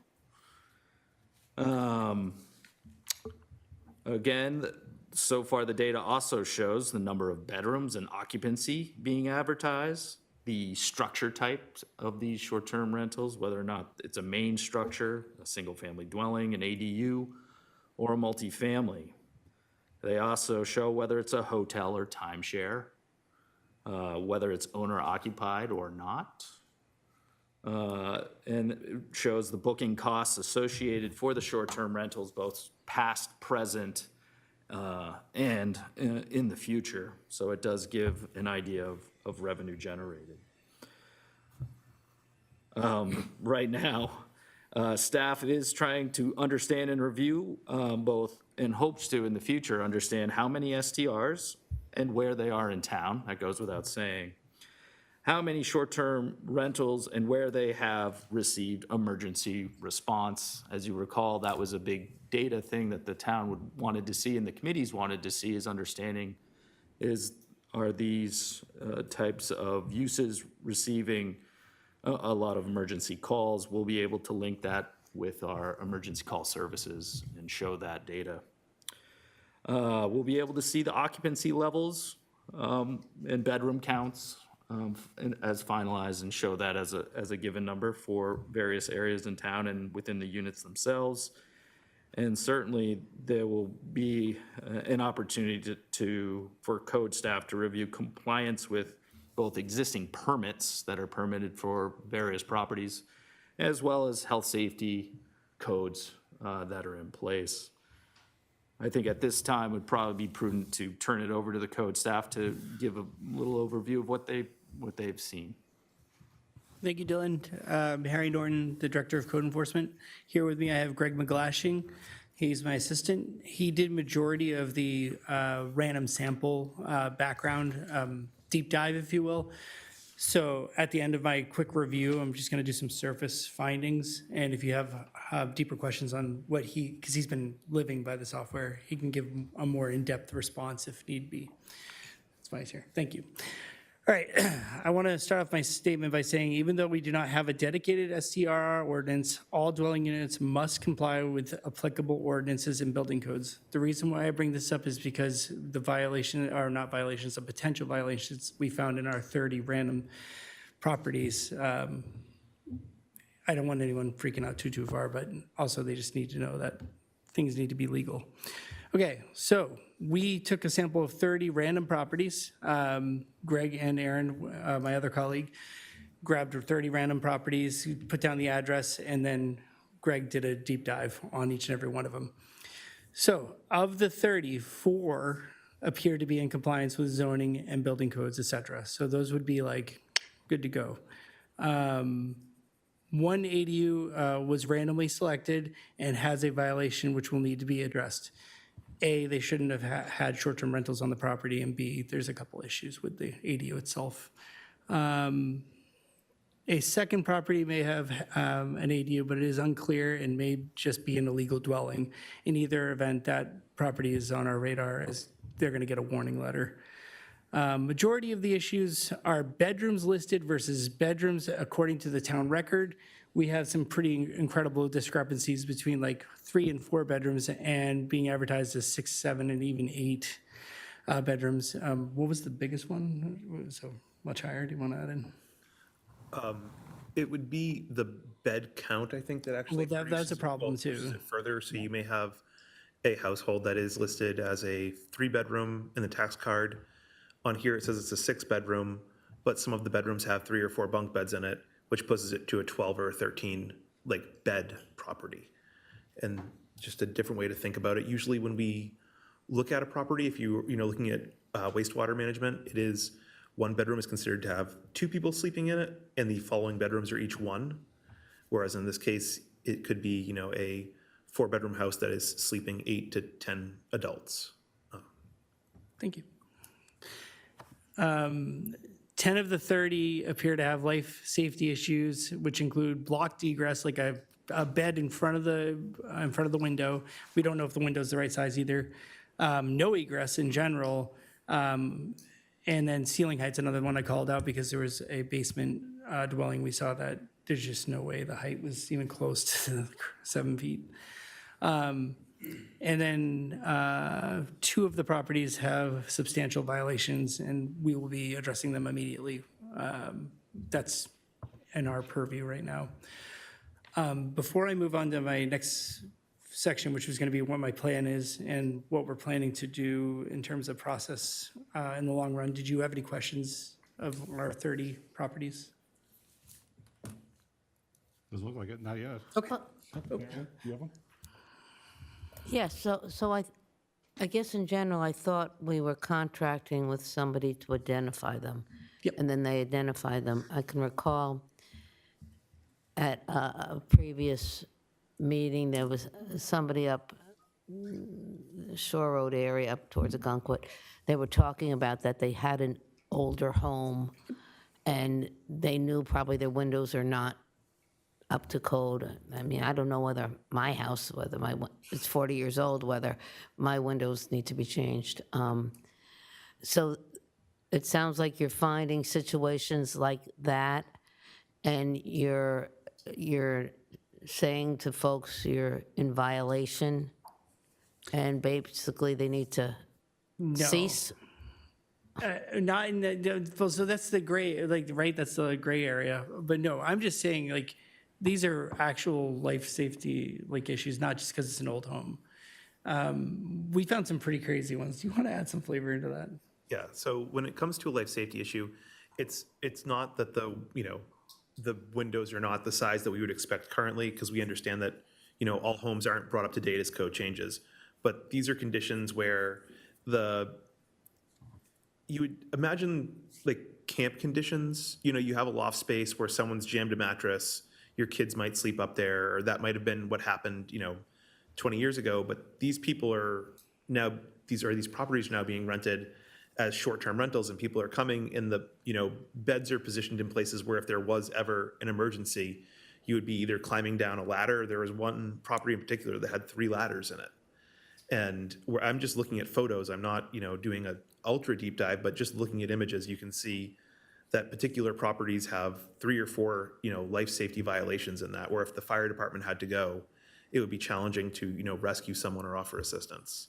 And so Yeah. I just understood that what we had contracted or what we had directed was to get this information and then maybe think about an ordinance or go to a vote or whatever. I did not understand that once we started contracting these folks, that there would be some code activity, frankly. I didn't Yep, pick and that I up from our conversation. my plan was not that, but I just can't ignore like an illegal dwelling.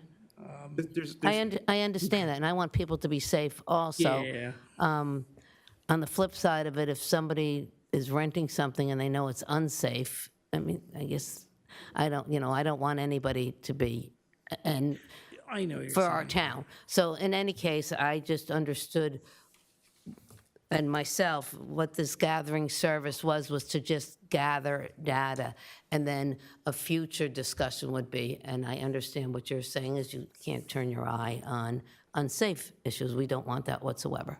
I can stop looking at it too. The intention of this was the 30 random samplings, just to see what we could report back to you.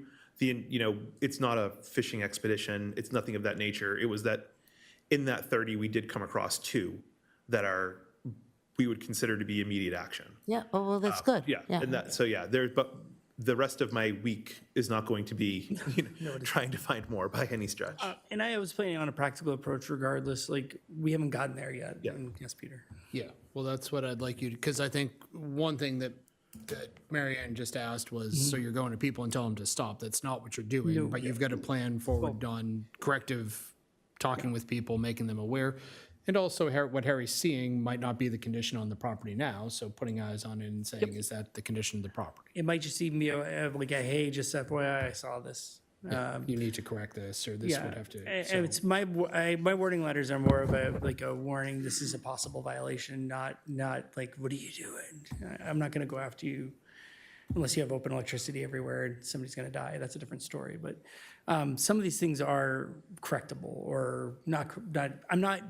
To your point, I'm going after the 2 that were really a big deal. Yeah, and my point was, I want people to be safe, but I thought Yeah. we were just gathering data. Yep, and we As only if, have a like, we're 30. going to check to see how many calls are to the police department for noise and cars and. And again, that's the only 30 we're doing until we are directed to do what you would like us to, you know what I mean, as a group.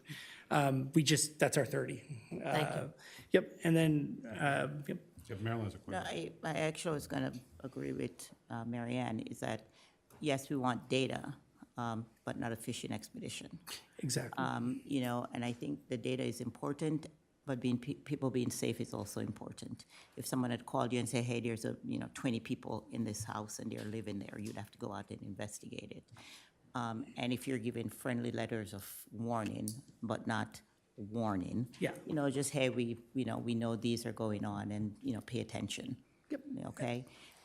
But, we don't want our citizens being harassed. No, It's for data. Even not if you, for- even if you told me to, like, you wanted me to go hog wild, it would be like a There's no hog conversation. wild No, I here. know. I was saying, but my approach is always a conversation. Yeah. It's not, what did you do? Like, so that's generally my approach. And I expect that you will find a lot of things because, people rent their places. There's a lot of people here who want somewhere to live, who comes up and, they will say yes to wherever they can find affordable, rental for the summer.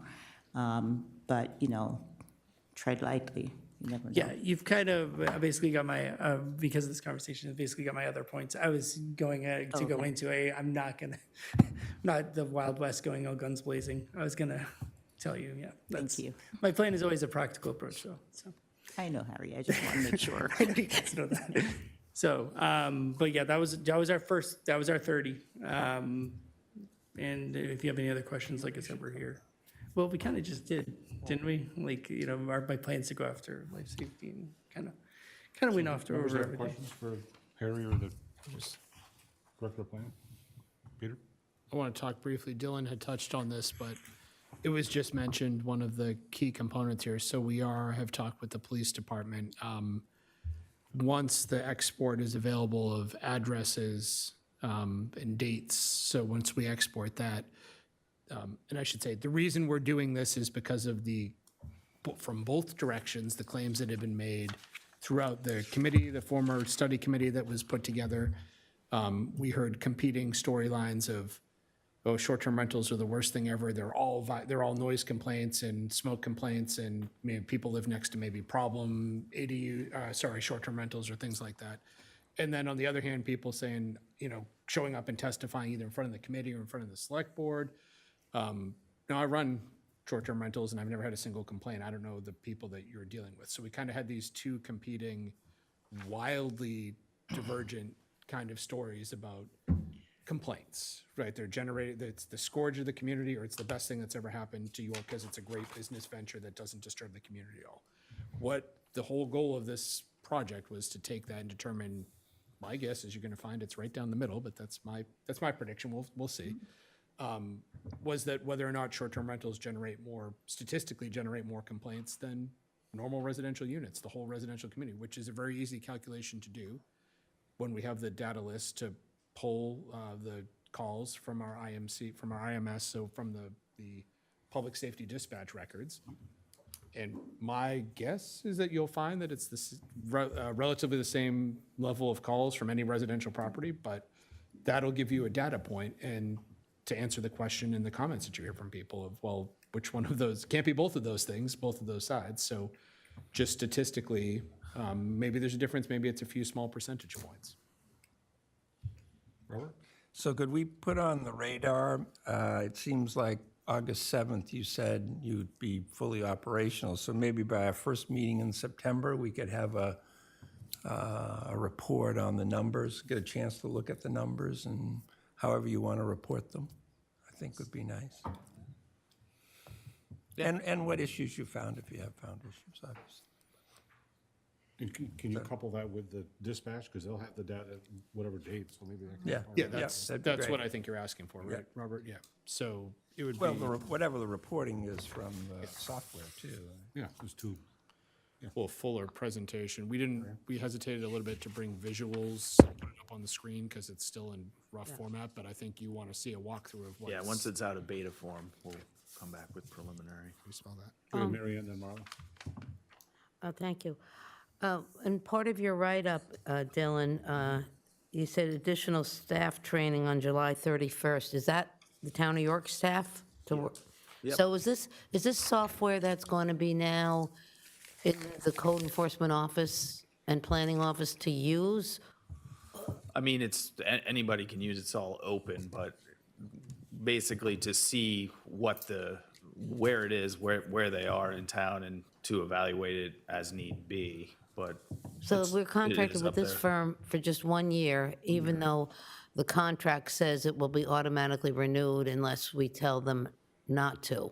Is our plan to just use them for 1 year At to get this- the data? Is my understanding, just 1 year to Get a understand. tickler at 90 days prior, so there's a 60-day notice period, and Dylan and I have in our calendars 90 days out to talk with Harry and say, so are we budgeting this for, was it useful? Was it a 1 year buy? Do you need this moving forward? And I'm assuming we'd be talking with the select board too, because it would be an expenditure. So depends if you export everything we need and you say we have a hard data list of all the properties, that's a snapshot in time as of this summer, this fall, and then we don't need that moving forward, we do not need to continue to pay for it. But you're not going to have up-to-date data. So the evaluation is whether it's something we need or not moving forward. We've got that marked on the date we need to. Right, but right now for this project, it's just a 1 year to get the data so we can get facts. That's correct, yeah. The select board in February reviewed the data gathering services that would provide, the information needed and approved that. So we went with that, and this firm provided what that is, Well, and some. Yeah, and reading, and the STRR platform being completed, up and running in final form. That said to me, well, maybe this is now a module that code enforcement will be using. And if that's the case, I just want to say yes. If it's not the case, then no. I just thought this company was going to give us a report. Give us a report. This is where they are. This is the map. And go from there. It's not just one report, they're consistently updating these figures and facts as new STRs come online or go offline. So the platform itself is constantly evolving. and they're providing what the platform shows and those lists of properties and So if you export, owners. if we export at a snapshot in time, and we don't want information that's updated, we don't need to keep the software. So that this lets us, you could print out a list of everyone that's out there, the activity and the data, and you have a snapshot in time. So, and then you unsubscribe. Let's say we unsubscribe next year, we have the 2025 data, and that's it. And Yeah. so this is something that the code office would have in their budget versus we as the board make a decision whether we want to keep it or not. It would be both, I would think. So, yeah, so it's open to direction from the board. We're open to direction from the board as your employees, whether we keep it, but also it would have to be budgeted if it's moving forward. So we have a tickler for deciding on when we need to make that decision and if we need to make that decision. Have to be in Harry's budget. It would have to be, also there's the time frame for notification, the termination or continuation of the contract, 60 days. prior. Future discussion, right? Future decision, future discussion. Yeah, I'm just We trying to may- get a picture of what we're, We may find doing. there's little, Yeah, we signed up for a year and we're at the very beginning. we may That's find how I little to see no it. value and we don't want to continue it, or we may be like, this is very helpful in certain circumstances and we need to do it. And that's, 15,000 is not a negligible price tag, so I think there'd be a little bit of policy debate on whether that's an amount we need to spend every single year. Well, if it saves a life, it might be a lot Yeah. more to spend. yeah. Oh, But yeah. didn't Harry's budget cover everything last year? We didn't have to, like, Yeah, code fees. yeah, cold fees paid for everything, so we didn't have to give them any money, the town, so, Well, Marlon had It's a- not, yeah. not, Technically. not a tax appropriated budget. yeah. Yeah, a comment and a question. I had kind of thought it should be easy to spit out a map. But in discussions, what I understand is it's maybe not as easy because maybe a listing says York and the pin gets dropped out off of 91. And it's really something that's on the Noble, for example. So it's not as easy as we might imagine to develop a map, and that's part of the scrubbing, data scrubbing that you need to do. So that was illustrative to me, that sometimes the data, it doesn't come in the form that you want. And then my question is, obviously the data is coming from this firm scrubbing listings on presumably Airbnb and VRBO and probably some others. We had heard that there are STRs in our community that are managed locally by local firms, and perhaps they also, those property management firms also put them on those platforms, but perhaps some of those property management firms don't. Maybe they're real old-fashioned, right? Is that the case, and if so, are those properties able to be captured by this system? I'd say if they're not being advertised, it's not just VRBO and Airbnb, they're looking at, I couldn't remember the other sites that are listed. Have but we fed them the anything- names of our local property management or rental firms? Not yet, and that's one of the things that we can, as part of this process, see if that is possible to do so. So maybe in your training or your, Our correspondence with yeah, them, yeah. and we'll be providing input, and this is good feedback we can provide them. Can you do this from things that are not advertised? And they'll look at local papers, they'll look at it, they're scrubbing. well, It's okay. not just the big Airbnb Because and what we hear is we VRBOs. have a lot of sort of hyper-local, Yeah, and that could be, we'll find out. We'll find out if we can have them thank you. evaluate that. Anyone else? Do you mind if I add to that? Sure. I guess to add to that, one of the things about the software that I have found to be really interesting is that it shows properties that have had a history of being a short-term rental, in the sense that in the past, 4 or 5 years, they have been rented out but are no longer on the market. And to go to what you're saying is, I know that it is, I have friends that own short-term rentals, and that once you establish a, regular presence in the summer, that oftentimes they'll take it off of Airbnb, because why pay a fee to someone when you have Repeat. your repeat, every week? And we internally have talked about, we don't know what you all would like to do with us going forward on this, but one of the things we see on the horizon is it is possible to then contact those people because we can see, oh, this property was once used, but it is no longer live. Does that mean that it is gone underground in a sense? And, again, whatever you all want us to do in the future with this information, but it's still gathering. But that was something that I thought was particularly interesting because Perhaps the property sold to someone who's now living there full-time or is no longer, or perhaps, like you say, underground or non-public advertised yeah, rental.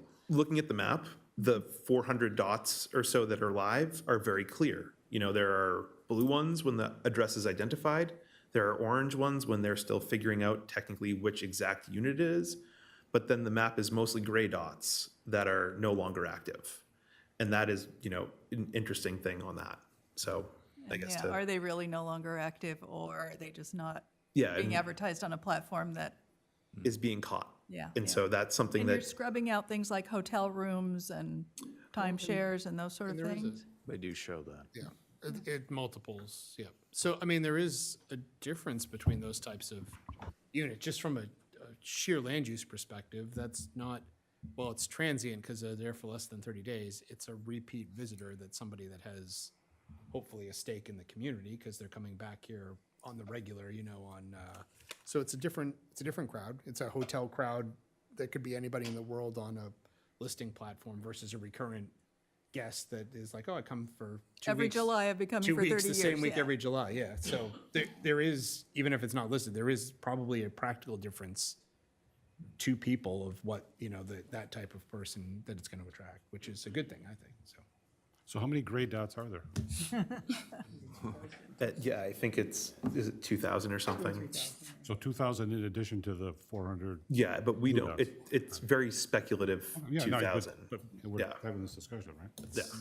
That could capture multiple platform listings of every property that's ever been listed for Yeah. a day or 2 weeks, or somebody put your house on for the 2 weeks you're going on vacation. So a lot of those aren't going to even trip our definition or the state's definition of what an STR is or what a transient rental is, because those are specifically excluded from, if you put your house on 2 to 3 weeks a year while you're on vacation and rent it out, that doesn't meet the legal definition of an STRR here or statewide.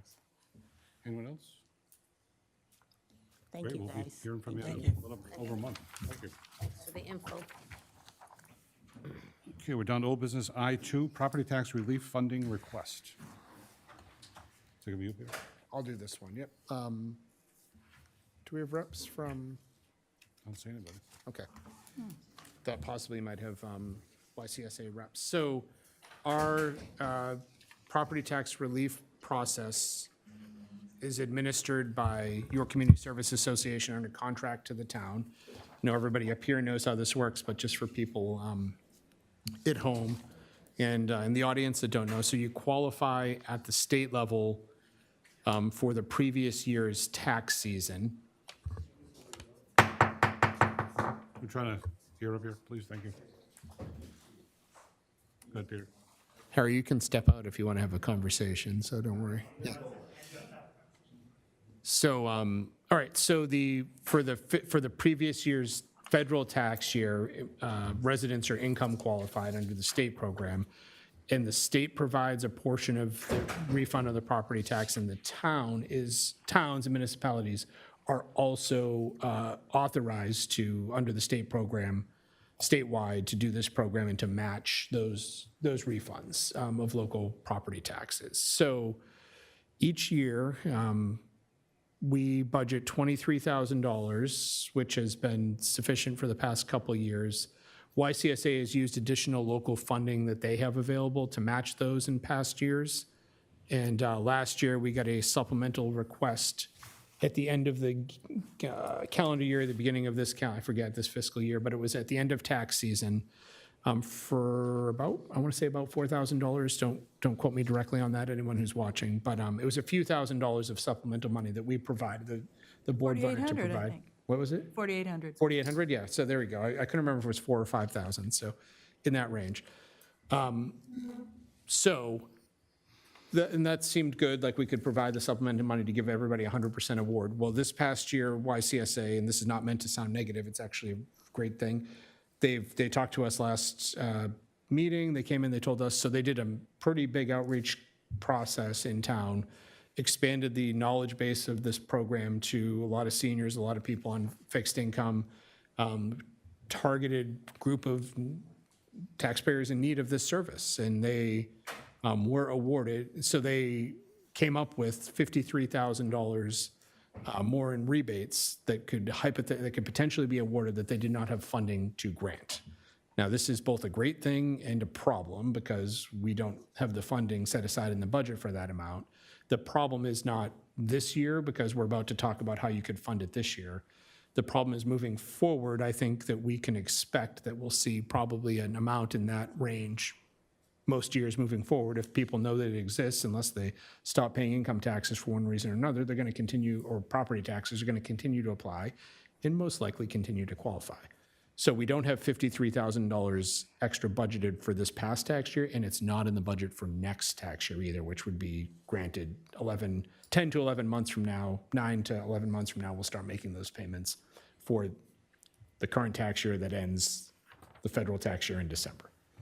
So what you have in front of you is a recommendation. I'm recommending of the 53,517, 13,000 of that can actually be absorbed out of that warrant article, so it's actually under 13,000, which is, I just want to make sure I get this right. I think it's warrant article 14 is the $13,000 that we can cover. Yeah, warrant article 14, yep. So we do not need the full 53. We'll commit that money. You don't even need to vote on it. We can, with the direction of the board, staff can commit that money. Because it's in warrant article 14 covers general assistance and property tax relief. And the remaining $40,017 of their request, I sat with the finance director. We've gone over comprehensively the supplementary and select board contingency request.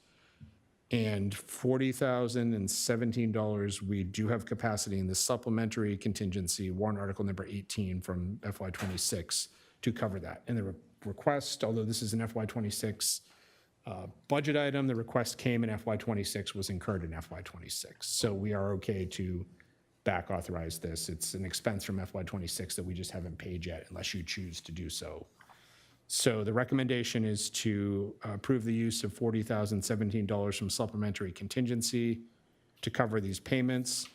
I would like to have at least some level of discussion or, whatever you feel is appropriate on kind of what the plan moving forward next year is, because we do need to, when we put these payments out, which I fully recommend we do, and I think everybody up here wants to do that, we need to have a plan for if there's the likely overage next year, which is likely to be at least $50,000 based on the numbers we're seeing this year, or could be much more than that, and how we plan to cover that. So I'll shut up now. Board? Carla, and then Mary Ann? Yeah, a couple of comments and then a question. So I think it's important to acknowledge that the funding, the all-in funding for this program this year will be about $100,000. 23,000 that was in the fiscal year 26 budget. YCSA is kind of throwing in the red fund, about another 20 whatever thousand, and then plus this additional 53,000. So we're really talking about 100,000 in qualified demand for the program that we're proposing fully funding, which I'm supportive of. I'm also supportive of setting the expectation for next year that we may not be able to do the same, and we might need to implement a pro rata funding program. We're not going to know what the demand is and what the supply is going to be for a year from now, but I think, as you've mentioned in your write-up at the bottom of the first page, setting the expectation for the possibility of pro rata and perhaps not paying out at the beginning of the program 100%, waiting until the June 15 deadline, until we see the total amount of demand and the total amount of funds available, makes sense. And I know that's difficult for people who are relying on this, although it's a refund, they've already paid their taxes. But I think it's important to set some expectations that things might be different next year. And I understand you've spoken with YCSA about that possibility, and they understand that. And then my question is just to confirm, we had some other items that we approved use of contingency for earlier in the year, and we also have the expectation that one of the fire department budgets is going to be over budget and we'll need some supplementary contingency funds. And I want to make sure that this recommendation to use $40,000 from supplementary contingency provides enough cushion to cover all of those others items. It does. Good. I can give you just a little bit of detail, not too much, but unless you don't want any. Yes was fine. Thank you. We have a little bit of space left over for any last-minute emergencies that, from last year. Even after this. That material, not a lot, but there's some, yes. Good. A couple tens of thousands, so, yeah. Good, because I'm sure bills are still coming in for fiscal year '26. There shouldn't be any surprises at this point. We know But a surprise is by definition a surprise. Yeah. if somebody's this late on their bills, they're gonna be in trouble in addition to surprising us, because it's not something we should be finding out about in July, yes. But your point is very well taken, yes. Mary Ann? Yes, thank you. Is this ordinance our local property tax relief ordinance that they receive these fundings from? Yep. And it's based on income and Taxes. taxes. Okay, what I'm getting at is, a while ago, it's been run in different formats over the years, and at one point, it was the tax collector and town clerk who did administer it for some reason. And at that point in time, to Marla's point, half was dispersed. It was divided in 2 installments. The first half was dispersed, I can't remember when, in the fall and such. And then the other half would wait to see who applied, and then it was prorated. So it's almost to the same, to your point, if you only want to disperse once. But the ordinance so stated that. So I'd almost like to see if the ordinance, and I should have looked it up, I apologize, whether it does read first come, first serve. And perhaps we need to look at that ordinance down the line so we conform with that as we get to the point of administering this, because this could happen in 3 years again, in 5 years. You know, we do our best due diligence in guesstimating it, but we don't know. So yes, I would support looking at the ordinance and to do a pro rata. I think people do need the funds, though, maybe in the wintertime, so to do half a check and then the other percentage. But that's just a thought. I'm not sure about the fall, because my understanding is you have to file your taxes, your income taxes, in order to make the calculation. I'm thinking maybe when I administered, it was almost the year before taxes. So it was a real lag. You know, maybe it was the year before, and then your tax bill, and then, yes, I think it was based on maybe 9 months before. But in any case, It's there's been changes to the state program too that changed the amounts and up the threshold, so that's part of why we're in this situation. We identified this a couple of years ago and increased the funding, but it didn't get to the point with whatever the changes were made. So we need to look at that. yeah, I'm a little fuzzy with the details, but yeah, to that point. So one thing that I just want to add, we need to be careful. There's strong support for this program in town, right? Like, I think everybody up here, I see the board is fully supportive. Staff is pretty strongly behind this because it's income qualified, right? So it's for people that need it. It's not, a benefit. It's for people that have trouble can't afford to pay their taxes. This helps provide relief, helps people to some extent stay in their home, or at least mitigate some of that property tax pressure on them. That doesn't mean there's unlimited support from a budgeting and voting standpoint either. It's one of our highest articles. It gets the most support from voters, but I would just be cautious if we go At 23,000, we don't know what it would be if we if go it from was at 20,000 100,000, to right? 120,000, whether that, I can't predict that, and Comes in at zero. and I'm also very cautious that if you, right, if we put some amount forward and it doesn't get approved, it's back to the $23,000 number from this year, so the previous default year. So we just need to maybe gauge the public support for this. Maybe there's a public hearing. To get to Mary Ann's point, if there's an ordinance amendment, that would give you an opportunity for a public hearing. If there was an ordinance amendment, you'd get a vote on it, maybe separate and before the budget process, so we can look at all those things. We just need to get the barometer of the public before we go too far with budget amounts. Yeah, so I think this is an incredibly important program. I think it covers a lot of the issues we think are important today. It covers housing. It covers aging in place. My expectation is it'll be fully funded next year. I think this is something we really, really need to do. And my suggestion is, if we're doing a supplemental budget in November, then let's do one for this. Let's ask the people if they're willing to put up another 75,000, whatever it is, for this program to come out of fund balance, would be for that year. But I think this is incredibly important. This does what we say we want to do, keep people in their homes.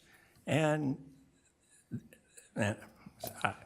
I think my expectation is we need to fully fund it. I actually have faith in our townspeople that they will fund it. No one wants to see people out of your homes, and,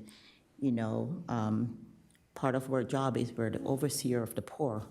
We need to do that job and put it forward, and I have faith in our townspeople. They don't want to see people out on the street, especially the elderly and young people who can't afford their homes. I mean, if I could fully fund them, I would, but, limited. So I think we should put it forward. It certainly is the same level of box checking as a special referendum vote on, we need to qualify for a special referendum vote. It's the same, checks the same boxes. It's an expense that was not known, would be a loss to the community, and it sounds like a supermajority of the board is in favor of it. Well, So, I always go last. I try to always go last. I mean, I have two things written down. I mean, it's the pro rata that we talked about offline, and it's also the special general budget. I mean, those are sort of two vehicles. Yep. But we need to have a solid grasp on what is the number. Well, we know the numbers at least. So we can run a formula and kind of anticipate, right? But You could go at least with this year's. I mean, we would have increased in the budget process if that information had been known 6 months prior to, when we were developing budgets. I certainly would have put that in the $50,000. Well, some of the growth of the two, though, we've heard from, our town clerk that, and through YCSA, that GA administrator for our town, that they're doing much greater outreach, whether it's social media or at YCSA or at the Center for Active Living or mailing the program and the tax bills that go out. I mean, that wasn't happening before. I mean, not that breadth of awareness, so more people are just aware of it. And we increased the amount, Right. increased the amounts per person, as did the state. So where it's a problem, colleagues have all expressed, it's a positive problem that we want people to stay in their houses. That's what we hear and help them out, so. I hate to sound like a downer. It's a very good problem for us to have. It's just, I just want to be cautious with. I guess, in conclusion, I support the program. We just need to figure out what the number is, and then what do we select the vehicle, and do we attach it to that said vehicle? Mr. Chair, I move to approve the use of $40,017 from supplementary contingency fiscal year 2026, warrant article number 18, to cover unanticipated property tax relief payments. Do we have a second? Second. So motion by Marla, second by Marilyn. Any additional discussion on the motion? Hearing none, I'll call the vote. Robert? Yes. Marilyn? Yes. Marla? Yes. Mary Ann? Yes. The chair votes yes. Motion carries 5-0. Okay, now new business J1, notice of violation, 57 Beach Ridge Road.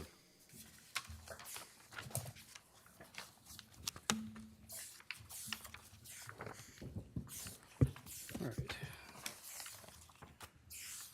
Hello. I'm here with a request for action Your for, name for the record. oh, yes, okay, sorry, I didn't, yeah. Harry Norton, Director of Code Enforcement. I'm here with a request for action for a notice of violation I have written for 57 Beach Ridge Road. I have provided you the notice of violation and a complete write-up discussing the entire situation, but I did my best to keep it as consolidated as possible. It's been going on for a couple of years now, where the owners had an active permit for the work they were doing, and then they misstepped a handful of times. We warned them. They said they would get it done by the 2-year mark. The 2-year mark happened, and they did not meet any of the violations. They didn't fix any of the violations, and they did not improve the property. So I'm going to go through what the violations were from top to bottom real quick. They cut a significant amount of trees along the riverbank. I think if you look in the packet of the notice of violation, it was several hundred points. A point is every tree has a different rating, so like anywhere between 2 inches and more in radius, all the way up to however big you can think of a tree. They each get a point, and they cleared hundreds of points. Basically, they almost cleared the entire area to the river.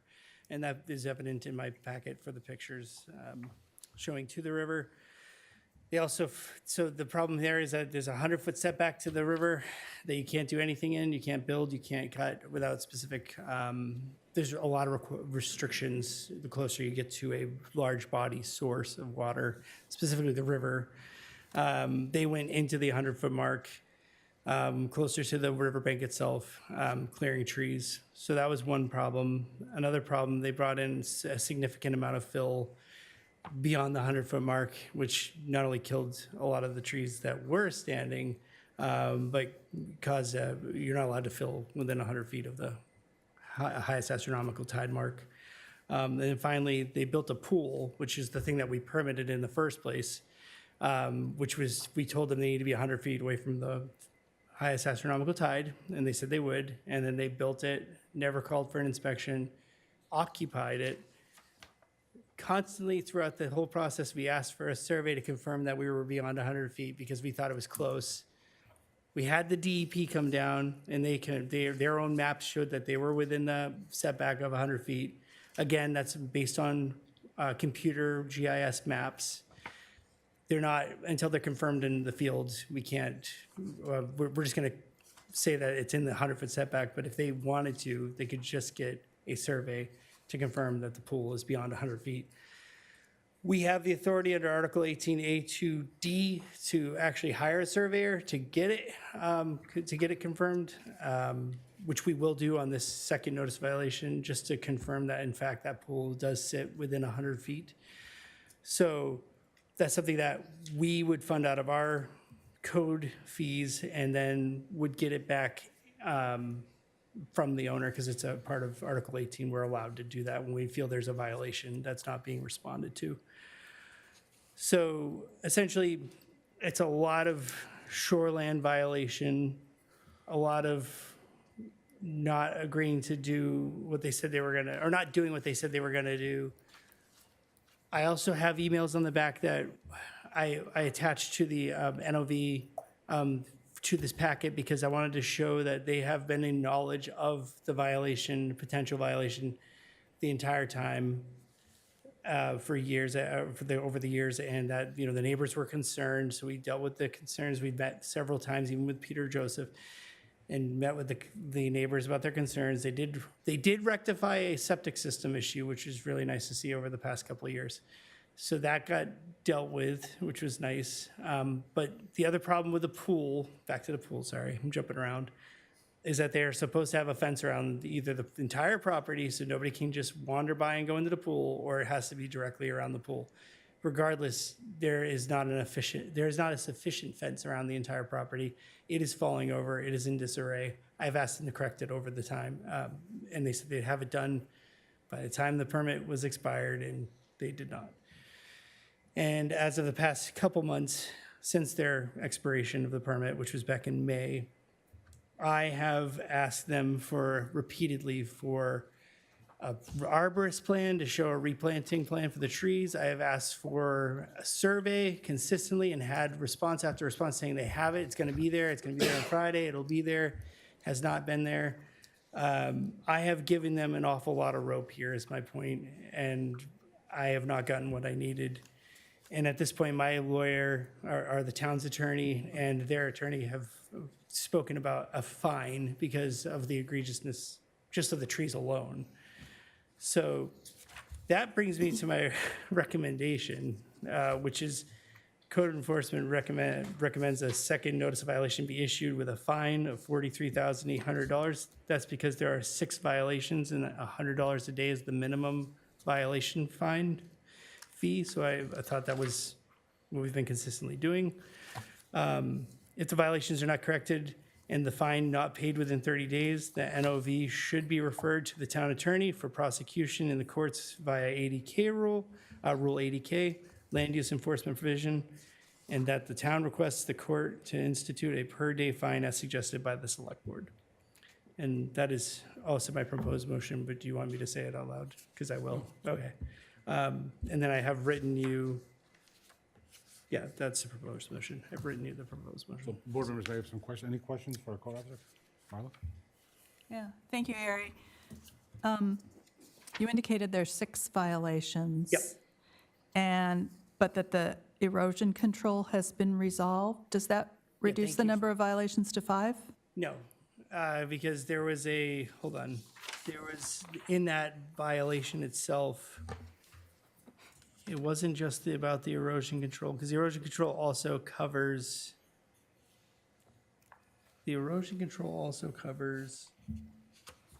yeah, it does, you're right, absolutely, sorry, my bad. Yes, it should be 5. And then that would change the calculation for the Yes, fine it would. amount. I missed that, And yes. then my second question is the letter that's, the NOV letter that's in our packet. Yep. This is the proposed NOV that, No, no, I'm sorry, this is the existing NOV Yep. letter. And on page 7 of this one, it says the date for compliance with this order is September 30, 2026. So I wonder why we're being asked to take this action So, now prior to the expiration and the allowance for the existing NOV. understood. So I also gave a list of timelines that I expected to get items throughout the 30 days. Because I was hoping that, basically the way I write these is that I allow for, like, if you come to me and you say, hey, I need extra time, I try to get the timeline to be September correct, like, because they got to get through something, they got to line up their contractors. That part is the long part, so I don't just give them the 30 days to, if they're working with me, hypothetically. So I gave it a long timeline, correct, but they have not gotten me my items that I just asked for in the immediate interim, which was just, in the 30 days, I was expecting to get a replanting plan, I was expecting to see survey, I was expecting just even. Are those time expectations in this letter Yeah, I'm just trying to find where I wrote that, because I did write it. or requirements? Yeah, I had it written down, so 6. Page 6. It's on page 6. Page 6? Yeah, this is by, code of office expects the following. Lower bottom. And I wanted a replanting plan by the 8th. I wanted, So they haven't met these interim dates. Correct. There's sort of a drop dead end date of September 30, but they haven't, what you're saying is they haven't met these interim Correct. dates. correct. I see two interim dates. Yeah, so that's my plan, basically, it's just having people work with me is the first couple points. Even coming up with a plan to get a plan. I just But- want to make sure from a legal perspective that instituting it before the September 30 deadline Understood. is defensible. Yeah, I ran this by Mary and she wanted, I told her I'm bringing this up to you guys and I did give it to her. But to your point, I could put a more fine tooth comb on and ask her. But yeah, she was feeling like there should have been a fine. We don't have like fines I can issue out of my office. But she was arguing that there should be one because of all the clear cutting, just alone, even if they complied with this ordinance. But, even if they complied with the order, but the reality is that. Does your second NOV supplant this one? Does it replace it? It would Because you're- say, so if I give them a second notice violation, there would be a fine, and then there would be the 30, I would give an additional 30 days, and it wouldn't have the the completion date would be 30 days from then. It wouldn't even be the September 1st part anymore.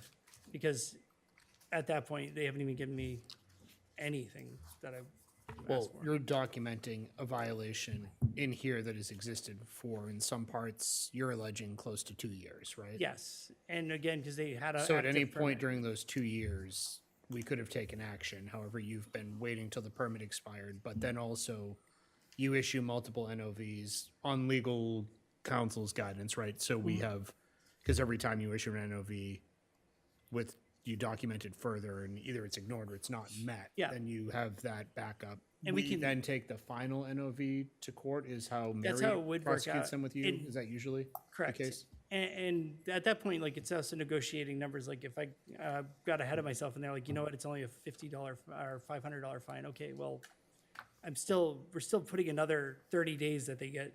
We're just attaching a fine to it, suggested fine. It's probably gonna end up in court, is the whole long story about it. But I see your concern, I do. I'm thinking from an outsider's perspective, and if it was to go to court, wanting to make sure that we were defensible. Yep. Given the deadline here in this I know, I saw that. letter. Why would, The idea is that I try to get when I can, and then, so I have a suggestion maybe in the motion to run it, have legal counsel draft it with Harry, work with Harry to draft it, so that would have legal counsel review of the previous NOV, which Mary did review and Mary also helped has. Harry in issuing this, but to confirm, and I'll make sure Harry What and if, Mary they- have what a if, discussion on it. and Mary wants to speak, but what if you brought it back at our next meeting I can do that, after, Yep, that's fine. draft. Mary Costigan, the town attorney. just Yes, so correct. people- Mary Costigan, town TV attorney. land know, and- What if we'll just, maybe you could draft it before the next meeting, Harry, and Yeah, bring the absolutely. actual I have NOV? to, there's actually a thing with our appeals language for the past few years that Mary wants to adjust anyway, so. Okay. Could you work with her and do that in 2 weeks, do you think? Yeah, absolutely. So are the members okay with that suggestion? Yeah, you've seen a lot of nodding heads. I am.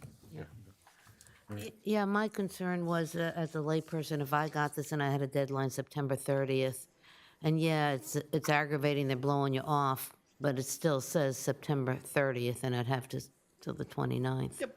And just in general, is there any obligation for the tree cutter or the filler of the land to know the town of York's ordinances, or is it up to just the property owner? So the thing that we're having trouble nailing down is who exactly did the cutting, who exactly did the filling, because yes, they should be there, they should have a license to work in a shoreline zone. And if they have that license, they should not be violating the shoreline zone. So, So we don't even know who did the fill, and we do not know who did the tree cutting. so this is a typical mystery that you see, I've seen it a lot, where homeowner won't identify a contractor. Yeah. So for whatever reason, but also maybe to protect the contractor, which is fine, but the violation goes to the homeowner in that case. I can- Harry can cite the person doing the work and the property owner, but it always falls on the property owner to correct the situation that happens, where we've had, for example, we've had other situations you've been involved in where someone reports it, a problem that's on their property, they end up ultimately being responsible for it, and then they have to sue the person who Yeah. created the problem. That's how land use violations are typically enforced in Maine. So it falls on the homeowner. There is liability for the people doing the work. And yes, to answer your question, they absolutely, every arborist that gets a license in Maine is at least aware, they may not know what they are, but is at least aware of the distances, and that within certain shoreline zones, you need to do extra work.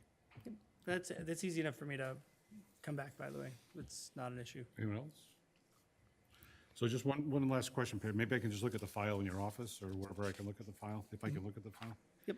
But what's you have some correspondence that was attached between yourself and the property owner or whoever the agent is for 57 Beach Ridge Road? Yep. How extensive is that, go back and forth of emails? Is it? I have a lot. I could print them all off, I'm or not- send them from a- all off. But I just like, if I could just take a look at those Absolutely. I can get them to you. All right. Yeah, I will do that. electronically, I don't need paper copies. I was gonna print them all off for all five of you. No, do you all want them out of You can just curiosity? send them to the email. Okay. It's easy to read it that way. Sounds good. No, I do email, but yeah. All right, I will get you that.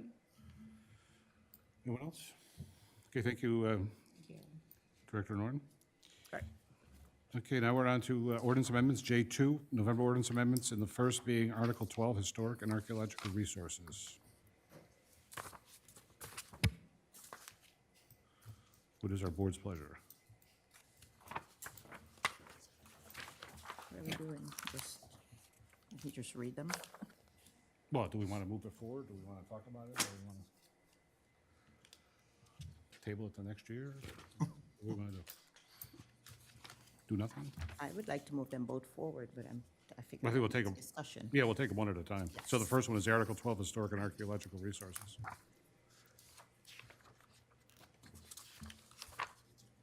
Marla?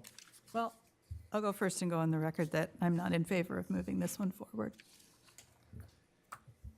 Do we have to make a motion to move one of them and then discuss them individually? You can, and then we can vote, yeah. There's sometimes where we just don't even have informal discussion here amongst us, and it's determined there is not enough Okay. energy to move it forward. But go ahead. I support both of them going forward. Okay. So do I. So is that a motion? I make a motion. I move to place the fall. Can we do them individually? Yeah, we're going to do one at a time. Okay, so So the we'll- first one is the Article 12, Historic Archaeological Resources. Okay. I move to place the following proposed zoning ordinance amendment on the November 2026 general referendum ballot as follows. Article 12, Historic and Archaeological Resources. I'll second it. Okay, so we have a motion by Marilyn, seconded by Mary Ann. Discussion. Robert? I agree with Marla. I think as we had the conversation before, I think at our last meeting, I'm not supportive of this. I said at the time, I guess I'll say again, I think this is just tax relief for the wealthy, and so I don't support it. I'd rather put the money we would put into this into giving tax relief for the people who qualify for it under that other program. So I'll vote no. I'll vote no as well. Okay. And I also don't support it. I've had a couple of meetings with the chair of the Historic District Commission last time it came forward, and then recently, just last week, expressed my concerns with it, similar to what Robert's expressed, that many people that buy these houses buy them for their historic value or have the ability to maintain them. It's just I see it as a tax break for folks that buy an old house that's historic. That's who it's benefiting. I don't support the concept. I didn't support it the last time it came up. I don't support it this time, so I'll be voting no. Robert? I guess I would also just add, I appreciate all of Scott's work on this and his appreciation for older buildings that I have as well, but supporting this doesn't mean we're not going to lose older buildings. I mean, it's not going to stop anyone from tearing down a building if it's not in a historic zone. So I'm not sure it'll have the intended consequences. So we ready for a vote? Call the vote, Robert? No. Marilyn? Yes. Marla? No. Mary Ann? Yes. The chair votes no, so it fails 3-2. 2-3. Or 2-3, rather, pardon me, 2-3. Okay, next one. Okay, next one. So we're up, on the table now is Article 10-F, Workforce Affordable Housing Overlay District. I move to place the following proposed zoning ordinance amendments on the November 2026 general referendum ballot as follows. Workforce 10F, Article 10F, Workforce Affordable Housing Overlay District. I'll second it. So motion by Marilyn, seconded by Mary Ann to move Article 10F, Workforce Affordable Housing Overlay District forward to the ballot. Discussion. Dylan, add something to my help. Yeah, just for clarification. Sure. At the board's, you're in the middle of further discussion, you're in a motion, so I don't want to. Well, we may ask you a question. But, Are you okay, Dylan? I'm very excited that you're taking it up right now. However, there's some clarification that I'd like to provide as part of the ordinance amendment that you're reviewing right now. okay. Okay. Specifically, the ordinance amendment that is before you, when it was worked through the planning board and sent to you, there was a couple items that were typoed specifically. If you look at proposed section 10F 3.4, the density standard, what we were trying to get to this is to match what state law is going to be in July of 2027. And affordable housing has to be 2.5 times the base density requirement, specifically when you focus on water and sewer. When you look at that requirement, which will be 4 units per 5,000 square feet, 2.5 times the base density would be 10 units on 5,000 square feet. If you see how that is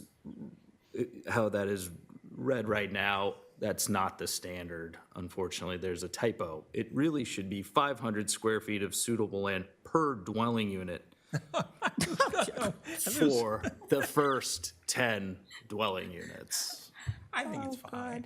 So 10, that was quite significant. So that is a change that we're hoping the board will consider amending. So you're saying the planning board approved a preliminary or beta version of this ordinance amendment to forward to us? Touche.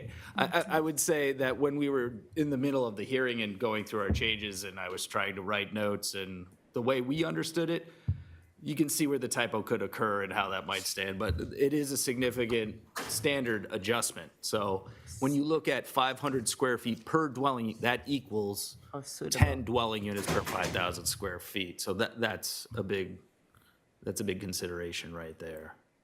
In the, farther in that sentence, and then it says, then 2,000 square feet of suitable land, should that remain at 2,000 or should that increase? So the state law at the time, and I think I provided in your packet a breakdown and outline of what the state laws have stated. And LD 21773 and Act to Fix 1829 was signed into law in mid-April or early May. And as part of that, it took away this very strange calculation that after the first 5,000 square feet and 4 dwelling units, then subsequent lots would be, I think, 1 lot per 5,000. So what this calculation does, it's based on that standard that was prior to. Ultimately, the state got rid of that requirement. So it's basically 500 square feet per lot on 5,000 square feet for affordable housing purposes. So, sorry. going back to my question. The second clause, it says then 2,000 square feet. Yeah. Is that what you want, or should that be 5,000? That should actually potentially be struck. Okay, that's a lot of striking. Yeah. Correct. That's what I'm trying to get to, is that it needs to, that it needs to come back, that this 2,000 square feet was correct in how LD 1829 was worked and the requirements. However, since LD 2173 removed that standard, fixed it, that density standard no longer exists. So we need to take that back, and I'll provide the board at the next public hearing, assuming you'll choose to have a public hearing in August, what that would be like, what that density standard will be. So we'd have to have it on the 27th?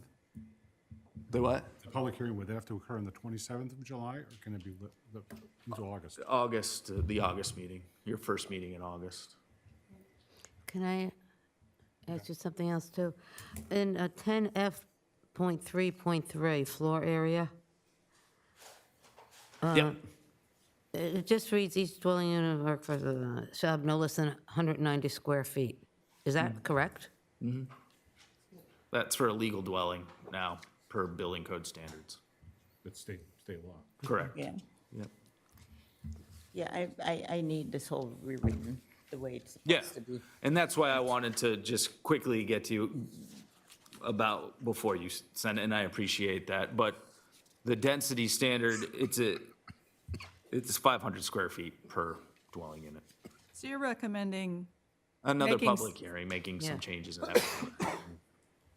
can I ask some more questions? So I sort of have some sort of big picture thoughts or questions about the process here. In order to comply with state law, we're going to need to amend a number of different things, is my understanding, and this is sort of going to be the first one.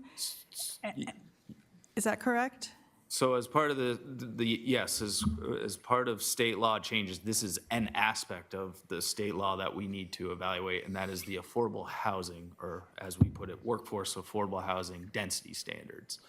The minimum residential dwelling standards do have to be changed, and that is part of our dimensional standards for regular market rate single-family homes. So yes, there are other ones that need to be changed. That is Okay. correct. It's just beginning. I'm trying to put these into yes or no questions. You are correct, sorry. No, it's just that this is hard for me. You have a housing subgroup to study LD 1829 and the follow-on legislation, and I understand that this went through that group, but it was sort of quickly and when the group was just formed, and so I'm wondering why this one is being brought forward now, and if it might make more sense to bring this one forward together with the other ones when the subcommittee has had more opportunity to consider them collectively, and who knows what the legislature is going to do next session. And I know we're running into a deadline with our May vote and with the I think it's a June deadline, but I just wonder, does it make sense even to consider this one-off one now? Shouldn't we consider all of them together in the spring? So how I'll answer that is in the work group of Marilyn and Marion, we've certainly been evaluating. No, I'm talking about the planning board's the subcommittee. future land use and ordinance subcommittee, Yeah, it yes. sounds like it went to them Oh. quickly, and then there were some changes, and they didn't really have a lot of time to. Well, I'd say, well, there's somebody on the subcommittee, two people that are on the subcommittee right here, so let them answer the question. I would just say that for simplification purposes, two reasons why we thought it might make sense for this. Name. Oh, your name. Oh, your name. Oh, excuse me, Wayne Boardman, Planning I Board. know you. Yes, thank you. One is, as Dylan said, there's a lot in the non-affordable housing thing to deal with. And to get one of them out of the way would simplify things then. The other thing is, I don't know, perhaps York Housing could take advantage of this before, it might be an advantage for them to get it done 6 months earlier. I don't know. I haven't talked with them about it, but if we're. Right behind you. If we're, Smiling. if we're pretty clear on it, then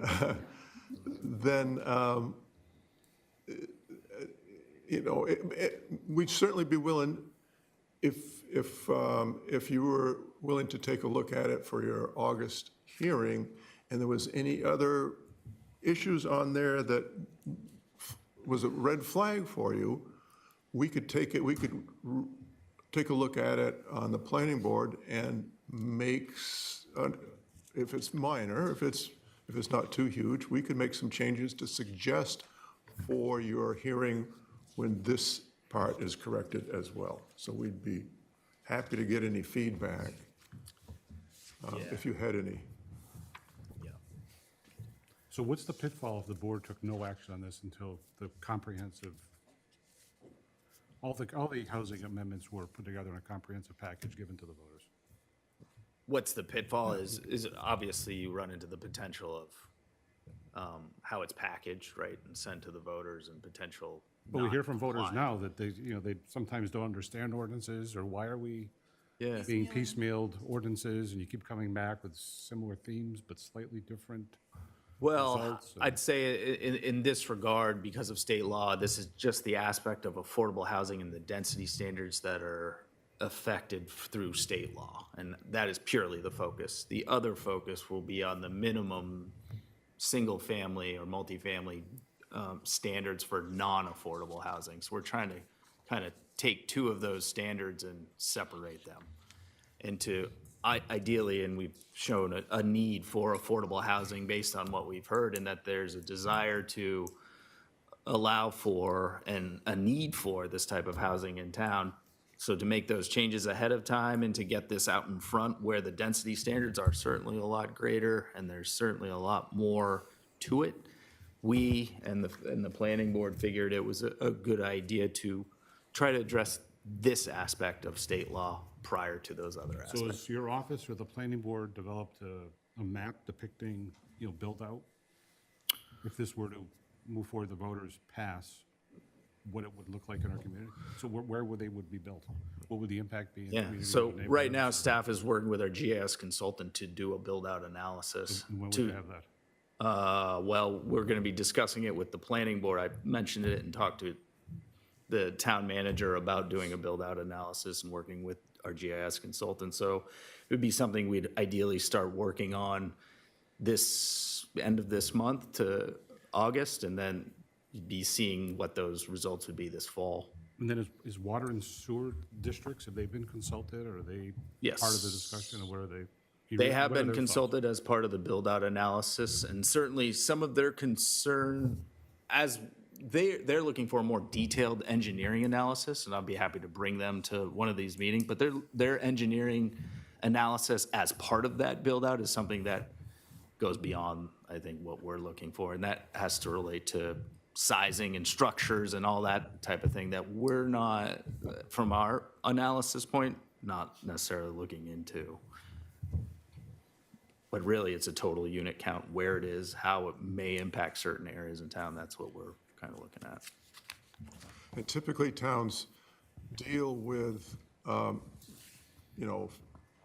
structural infrastructure situations like that through going and trying to establish a growth ordinance, which otherwise is not all that valuable to do. But if they come forward with an analysis that said that, 5 years, 10 years down the road, we're going to run into some real limitations based on either sewer or water, we'd want to get ahead of that as soon as possible. Otherwise, we're not given a lot of leeway. What we're discussing for the general non-affordable house is pretty much what the state's requiring. We're not going above and beyond that to any great extent. Just trying to clarify it, make it in language that works with our current ordinance, and simply do what we have to do. It's a huge difference, but that doesn't, because density requirements can be much, much tighter, much more dense can be allowed, doesn't mean that homeowners are going to automatically do that right away. A lot of people don't want to subdivide, but it's the kind of thing that could happen over decades, not years. Seeing that, was it down the beach, where there's a development before your board, or maybe you approved it? That's the 3 towers, or the multi-tower? That didn't come for us. That was through the code. Well, a lot of this won't go through either, right? It goes just to the code? Workforce affordable sign-offs, will a lot of this just go through the code and bypass the planning board? No, No, because it's usually a multifamily development, and it's per the standards of this code. It's So less than 5 now, right? well, if it's less than, if it's going to be less than 5 units, it will go through the code office. But the standards still apply. They still have to hold to the But it's standard. gonna, okay. But if it's, I don't want to monopolize all the time. Robert?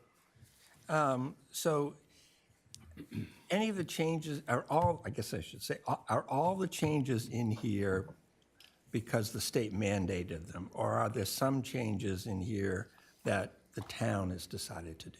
yeah, so let me be frank on that. Just yes or no? I'm with Marla. I would say no. So no, there's none that the town came up with. They're all from the state. No, I'd say yes, there are some that the town came up with. absolutely. So when we look at this again, can you identify those? So that I can see which ones are mandated by the state and which ones are, Which are required and which are in addition. which ones are the towns? Right.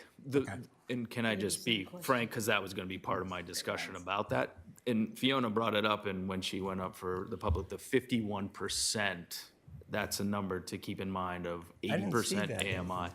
Right, and that was a proposed change that I was going to offer to the select board to consider for their public hearing in August, is to include that 51% of the total number of dwelling units You're bringing it up at the last public meeting we have? in August. Yeah. Yeah, yes. So I what, mean, we've seen this Is the twice roof- and that is hasn't the been roof in new here. too? The roof standards, are those? I mean, The roof standards? Wait, in the building code? Yeah. Oh. all right, can I ask one more question? And then Marilyn, and then- Um, you have questions? Sir?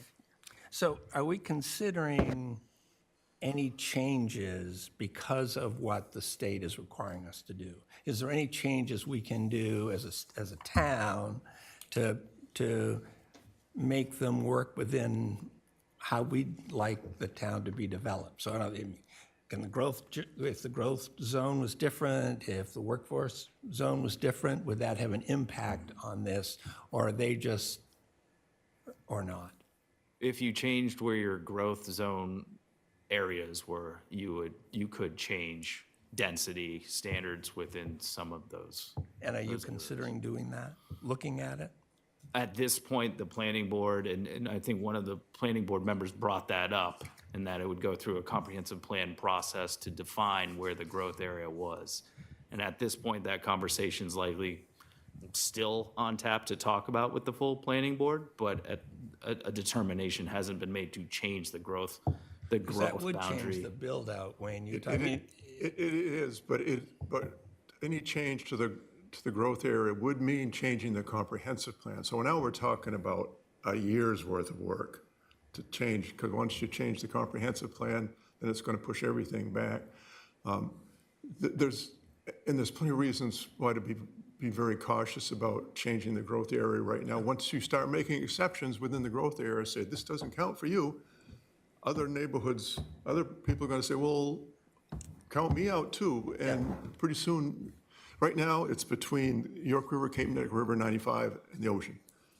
That people understand that.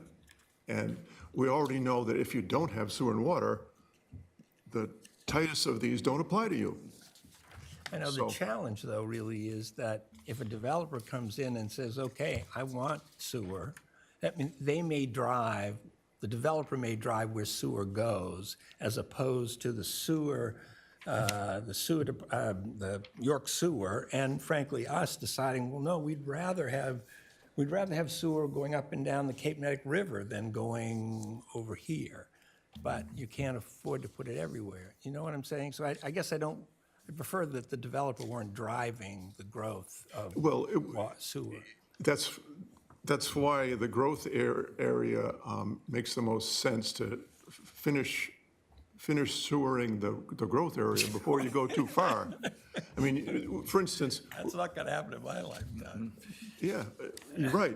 You take that step very carefully. And again, you could expand the number of houses being serviced by sewer, but you still have to deal with, the capacity of the current system. They may be all right, but then you have water as well. If we're going to have years of contracted droughts, we could run into water issues as well. Those are things that we can't answer, but we'll be looking in the long term for those organizations to guide us. And I can say too, Robert, as it relates to affordable housing, if you're on water and sewer outside the growth area, you're still at 2.5 times the base density, no matter what. As it relates to affordable housing. Thank you. I think it's Marion's turn. I was just looking at the roof shape and such. I had highlighted one line, long continuous roofs that are uniform in height are discouraged. I was thinking they should either be allowed or disallowed versus discouraged. It was in two different spots. But to get to one of my peers' points, when you do come back with this next ordinance, maybe if you highlighted the line of copy that is town-driven by you or the planning board and not LD 1829 driven? And that would help us discern, or myself, Absolutely. what's optional, Yep, frankly. we can do that.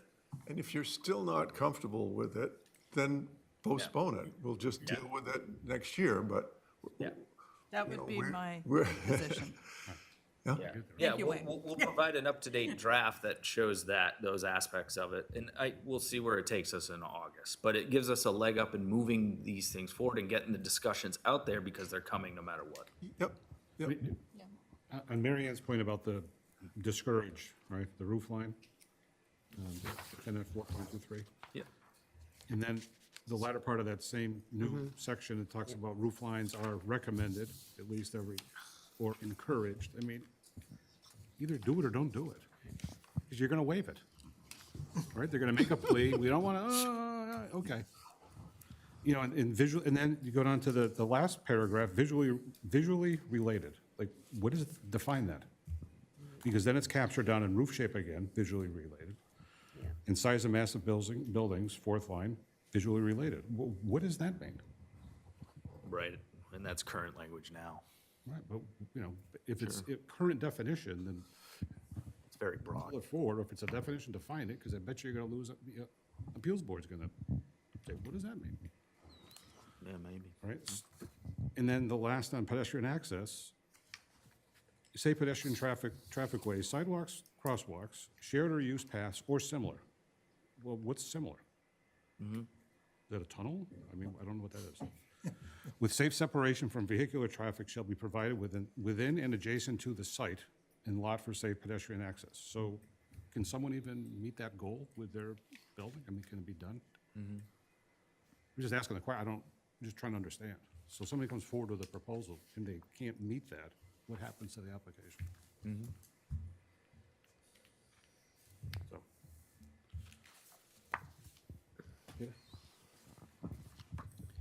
I heard the phrase build-out analysis mentioned with a head nod or two on the board. And when is that expected? So I'm assuming the planning board may have a recommendation on that that's gonna come through Dylan. I don't know that for sure. But does the board expect that in August, or is that a long-term target? So I can make sure I'm not standing in the way of Dylan getting that done in a timely fashion. I thought he said August. Is that? The idea, well, I've been working with our GIS consultants and water sewer to look at what they needed, and it's really hard to keep something that's under $20,000, that doesn't have to go to bid, all this stuff. I think we can get a build out done by this fall, is what I mean, to present to you. August doesn't feel realistic. That seems overly aggressive. It just seems. Well, I'm just curious does anyone on the board need that to take action on this? Is that what I'm hearing? Because that was not my assumption No, I previously. don't. No, okay. All I need is highlights what's, And Yes. and I should, what's required and what's changed. well, and I should jump in front of the Well- cannon fodder on that one. Dylan is not the reason that's moving slowly. I asked him not to spend a large amount of money to get a build-out analysis done and look at some more affordable options. So that 100% is not his fault. And I wanted to make sure when I heard you guys asking for build-out analysis that I didn't screw him up with coming back to you in August. So And to Peter's point, I said, well, you're right, we should get board. Okay, bros. desirability. Okay, bros, we hear you.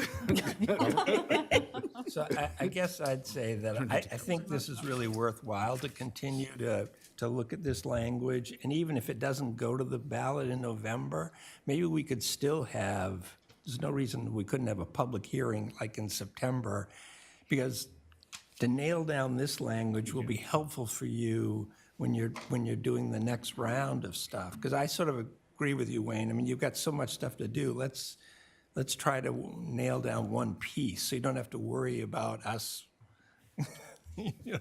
grousing about something, even if it doesn't go in November. So I would just throw that out. Yeah, use this cycle as a feedback exercise, but not all the way to the ballot. But Unless we do. So we have a motion on the table to move it to the ballot. We can vote on that motion, and it may or may not pass. Did we have a second? Yeah, Yes. it was made by Marilyn, second by Mary Ann. Or the motioners can withdraw their motion. We're going to move it to, it sounds like a second public hearing at the August 3rd date. I'll be fine with withdrawing it and And I'll withdraw my So second. motion's withdrawn, so we'll table that and then come forward on the 3rd with an amended ordinance Well, amendment. that's- Is it August 3rd, this next Well, select I board think meeting? it's, is that what it is? Is it the 3rd? I believe so. Oh, it's not the second Monday in We'll August? find out. and that still give it time to be able to The move 10th forward. and with Catherine the should ballot, know. The right? 10th and the 24th. The 10th. in 10th, August. okay. Yep, perfect. August 10th. Yep. Anyway, Can I ask Peter Joseph a question? Well, I've heard a couple times tonight, our GIS consultant, do we contract with somebody? I know we used to have a former employee who did GIS. So, It's CAI Cartographics. It's the same company that we've used to maintain our GIS system for, so that's how we do GIS now, a contract? Thanks. yeah, and they were working for us with Brett at the time when he was employed here, so. Thank you. They're kind of the big name in New England. Thank you. My coffee. Okay, we're at that magical time, 10 o'clock. Can we proceed forward? Past 10 o'clock? You got 5 minutes. Okay, we're going fast, okay. New business 3, town manager contract. And there's a draft letter that I didn't receive any comments on, but I can receive comments now if you would like. I see this as an action item, so do you need a motion? Yes.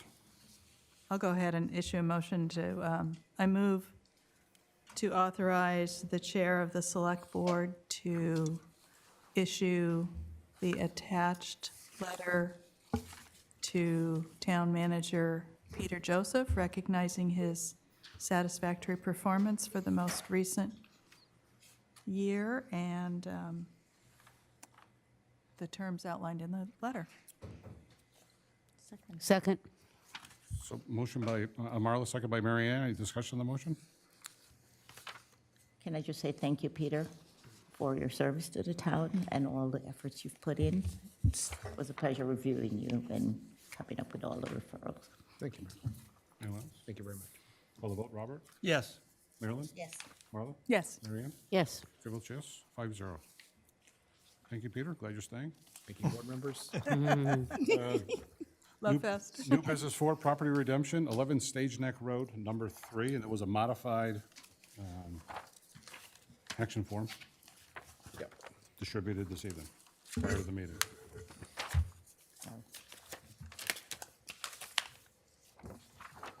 You wanna make that? Oh, Mr. Chair, I move to approve the property redemption of tax map 0058, lot 0010A0013, located at 11 Stage Neck Road, number 3, as requested, subject to all conditions being met and all taxes, interest, and administrative costs paid in full by no later than September 13, 2026, with cash or certified bank check, such amount totaling $39,169.34. Second. So motion by Marla, second by Marilyn. Any discussion on the motion? Hearing none, I'll call the vote. Robert? Yes. Marilyn?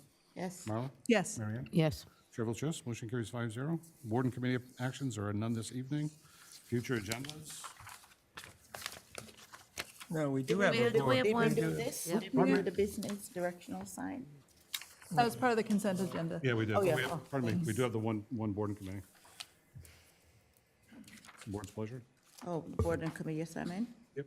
I Donald move, Rose. I move to appoint Donald Rose to the Historic District Commission as regular member with a term expiration of 6/30/2028.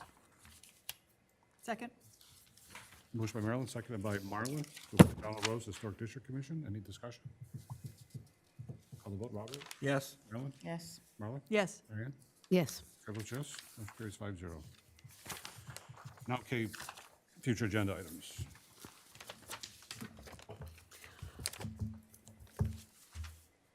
Mary Ann has something. No, she's not.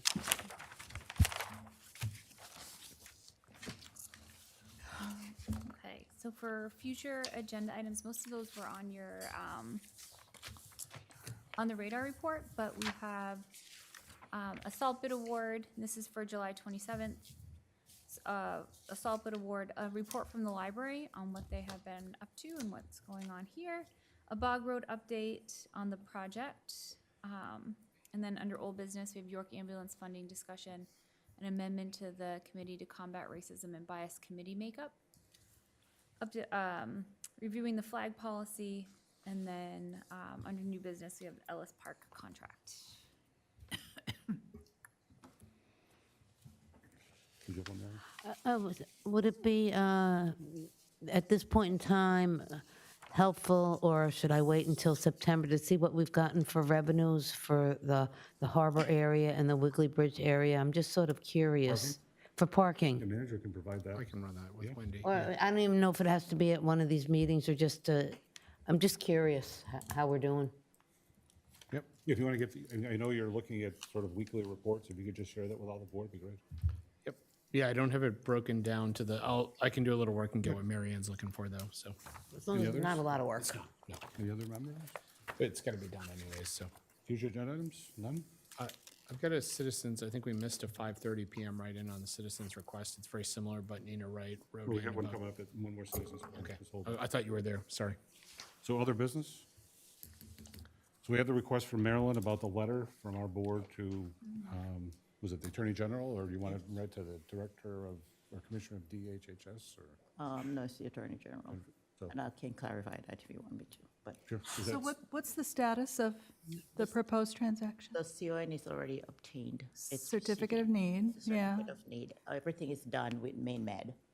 So the merger, we're trying to explain to them that the merger needs to be pushed through, and we're supporting the merger between Maine Med and the hospital based on, So I thought the certificate of need had a couple of conditions and Right. Maine Med was concerned about, and so the And they're working- DHHS they're working with that. So had they're in another public discussion. hearing. Yes. So the letter is just to say, we understand there's things going on. However, the hospital is of major, interest to this area. We need it, and we would urge that the merger proceed. So would we issue that to DHHS because that's where the current discussions are, Yes. or? Yes. So I it's a will letter clarify, not to the actually, I will HE or clarify to- that with Pat, to be sure. It could where be it both, goes. too. It could be both. We could send it to both of them. Okay, and I will get word, though, I will just clarify all the things that's needed to be said, basically. So you'd like to see a draft letter, we can circulate amongst the Yeah. five of us Yeah. through the manager, so we don't have that illegal meeting, And I'll touch base with you. and then share comments with either myself or Marla, and then we'll get them to the manager, and then that manager will share it back to us. Okay. Is that something we I'll want get that to do? by tomorrow. I don't think we need a motion, I see positive heads nodding, so, okay. Okay. Any other business? Now we have the one citizens forum too? Yeah, it's similar, but it's a different email from earlier today, from this evening, from Nina Wright. It's about ambulance she had written in previously, but I want to read it anyways, so it's just on the record. York Ambulance request for emergency 100, Nina Wright from York. York Ambulance's request for an emergency $180,000 allocation raises serious concern about financial management and transparency. While they reference tightening operation, they did not address staffing levels or salaries, typically largest expense in EMS organizations. For a 501c3 nonprofit, failing to discuss these areas leaves a major gap in the explanation of how they intend to stabilize their finances. We are entering a period when our population will nearly quadruple, and I fully appreciate the importance of maintaining strong emergency services, but urgency cannot replace accountability. Before approving additional taxpayer funding, the board should require a full financial disclosure, including staffing costs, compensation structures, justification for excluding personnel adjustments from their cost-saving plan. York residents deserve clarity, not rushed decisions. I urge the board to request a complete financial plan from York Ambulance before considering this emergency funding. Kind regards. A motion to adjourn? Wait, I already asked. oh, sorry. You're ahead of me as always. Motion to adjourn? So moved. Meeting adjourned at 10:07.